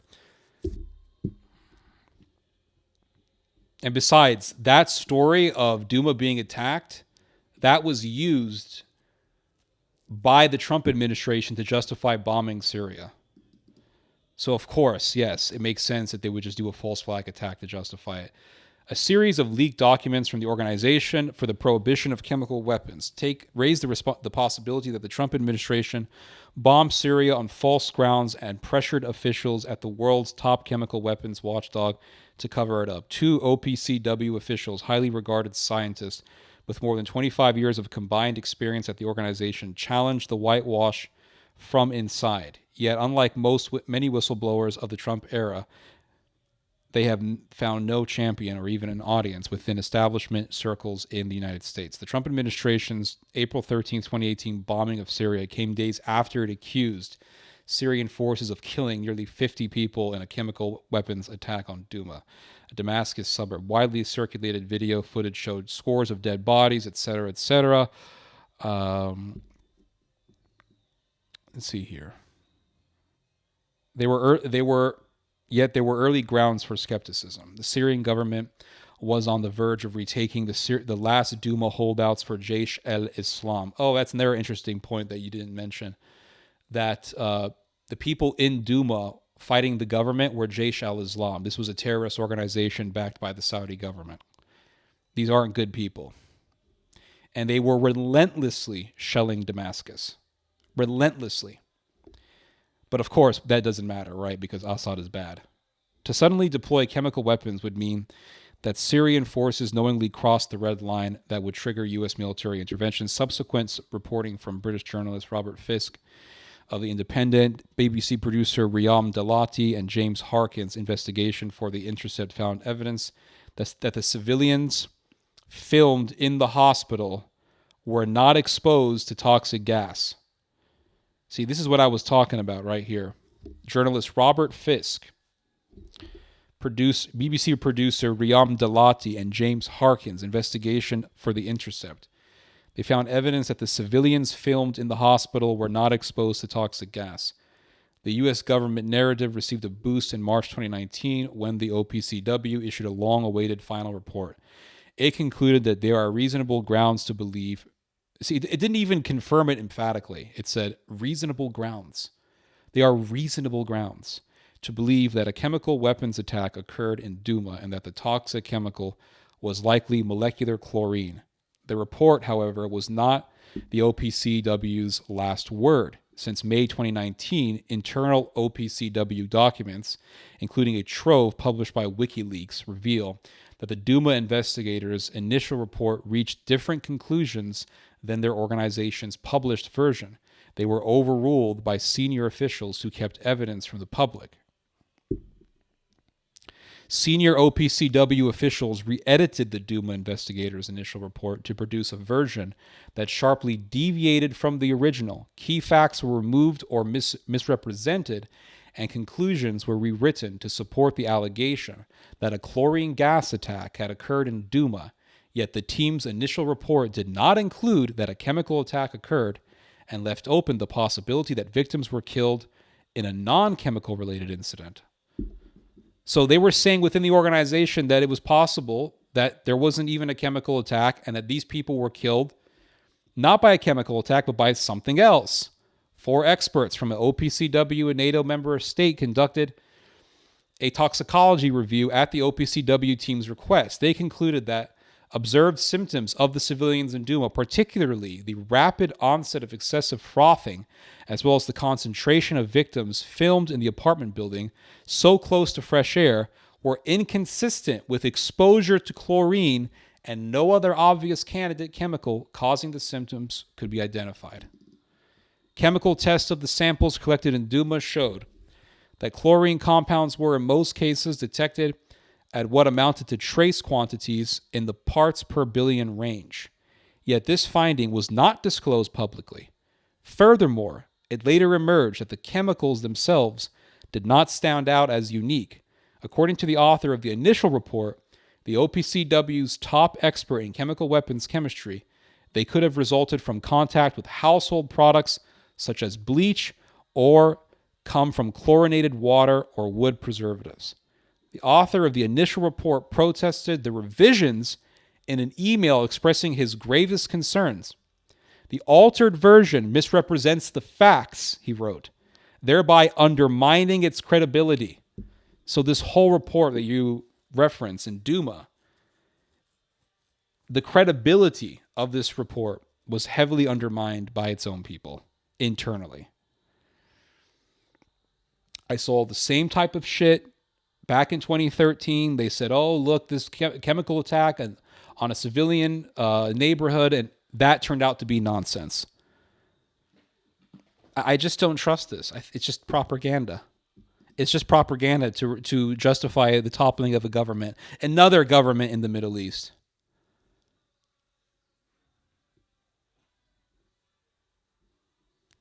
Trump did one airstrike. Well, he did an attack on Syria, and it was justified by this report. So, yeah, if the attack wasn't major, I agree with you on that, and I'm glad that it wasn't. I don't think Trump was very interested in attacking the Assad regime, but I think he just did it to abate the pressure.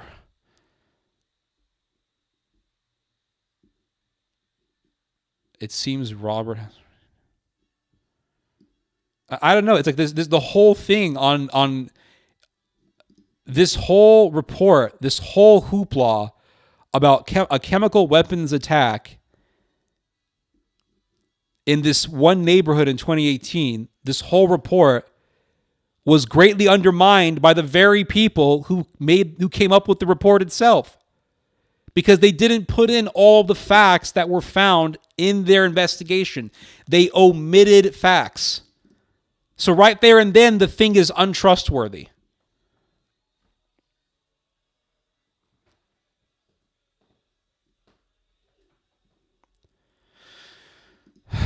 There's no reason, blah, blah, blah. Yet I'm reading to you the reasons, and you choose to ignore them. Following the email of protests over the manipulation of the team's findings, the OPCW published a watered-down interim report in July 2018. Around that time, OPCW executives decreed that the probe would be handled by so-called core team, which excluded all the Duma investigators who had traveled to Syria except for one paramedic.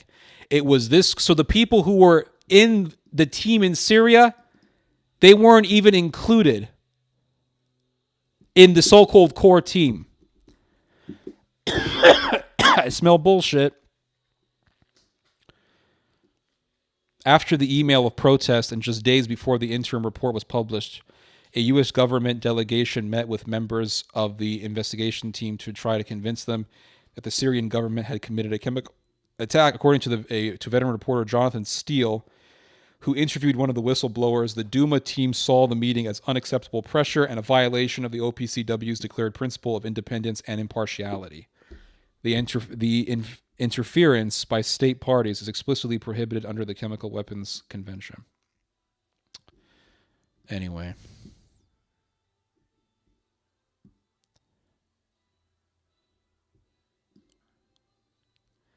The people who were involved in the investigative team in Syria were not even included in the core team.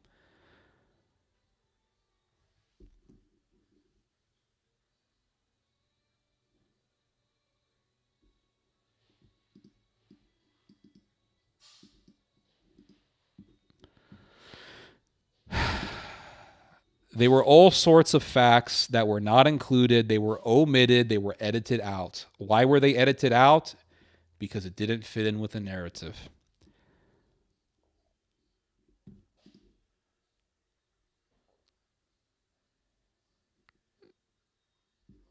Yes, he wanted to gas the neighborhood at a time when he was actually beating a Saudi-backed terrorist group. The Nation is the website that I'm reading from. I'm not reading from the Gray Zone.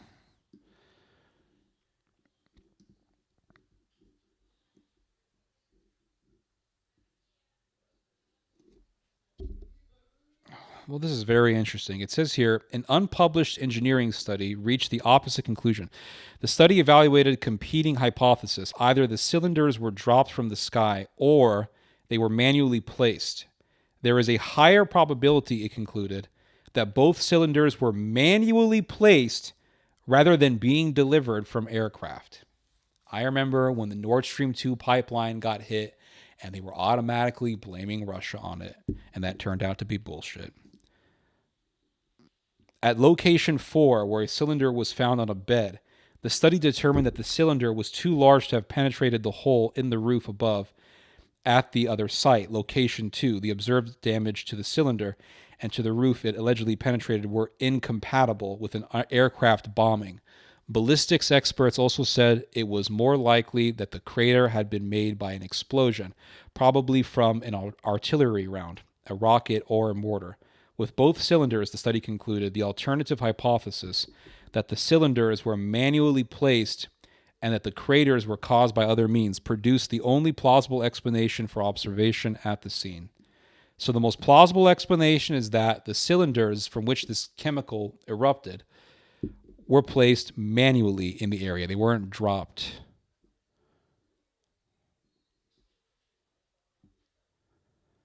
I'm just wondering, if there was a rebellion in the United States, what do you think would happen? Do you think America would just be like, oh, well, we're going to follow the Geneva Convention?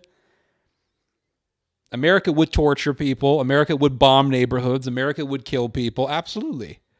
Any country in its right mind would have to go to war with rebels and would have to use violence.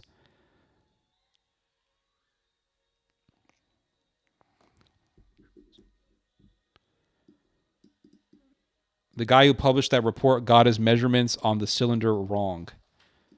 Okay, what's the proper measurements then? When you said sick man, I thought you meant it in a good way. It was.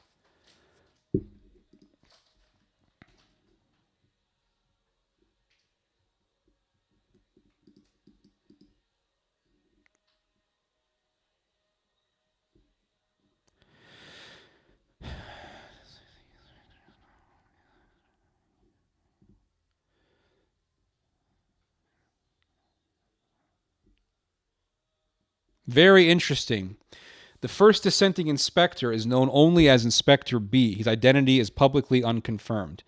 B was the Duma mission's scientific coordinator, the primary author of the draft report, and subsequent author of the email of protest about the unwelcome editing.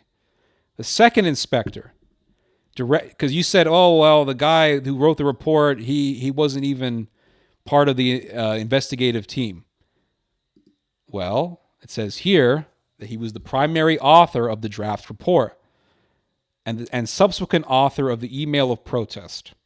The second inspector, described by the OPCW as Inspector A, is Ian Henderson, a chemical engineering and ballistics expert who authored the study that concluded that the cylinders were likely manually placed. Henderson went to Duma and took detailed measurements at one of the cylinder locations. In public comments, OPCW General Director Fernando Arias has claimed that the pair committed deliberate and premeditated breaches of confidentiality, but has not accused them of leaking the OPCW material, etc., etc.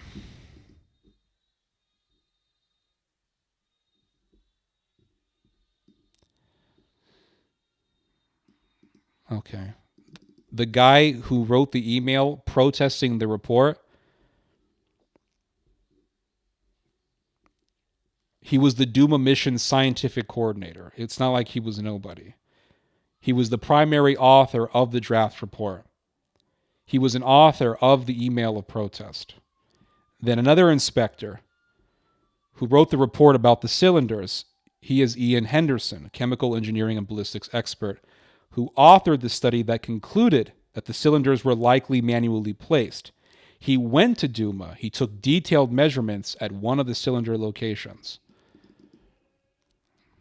But he's wrong, according to you. They're all liars.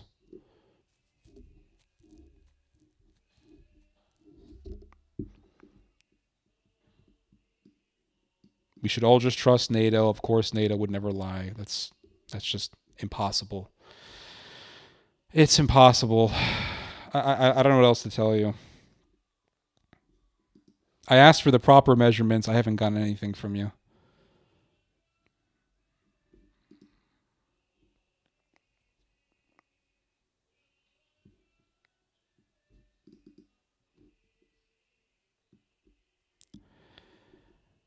All right.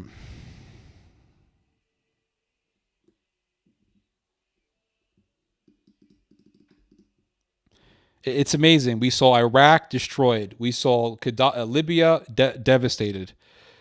We saw Egypt get taken over by the Muslim Brotherhood, thanks to NATO backing for revolutions in the Middle East. But we're supposed to support NATO on this one. I think it's very foolish just to automatically have this indiscriminate trust in NATO propaganda in Syria. After all of the nonsense, after all of the destruction that NATO has done, I don't see how or why we should support its cause. Yeah, I know. I'm done, guys. I've been here for how long? 3 hours and 20 minutes. I'm done. I've done enough. I'm sick and kind of tired right now, to be honest with you. All right, I'll talk to you guys later. See you all later. God bless y'all. Have a good weekend. Have a good Friday. Be cool. When did I say I support NATO? Oh, sorry, you don't support NATO. You just support the entire narrative of NATO against Assad. I'm sorry. I should be more careful with my words. You don't support NATO? Or I'll trust NATO when John Adams' prediction of fighting the French on the moon happens. All right, I'll see you guys later. Have a good weekend, guys.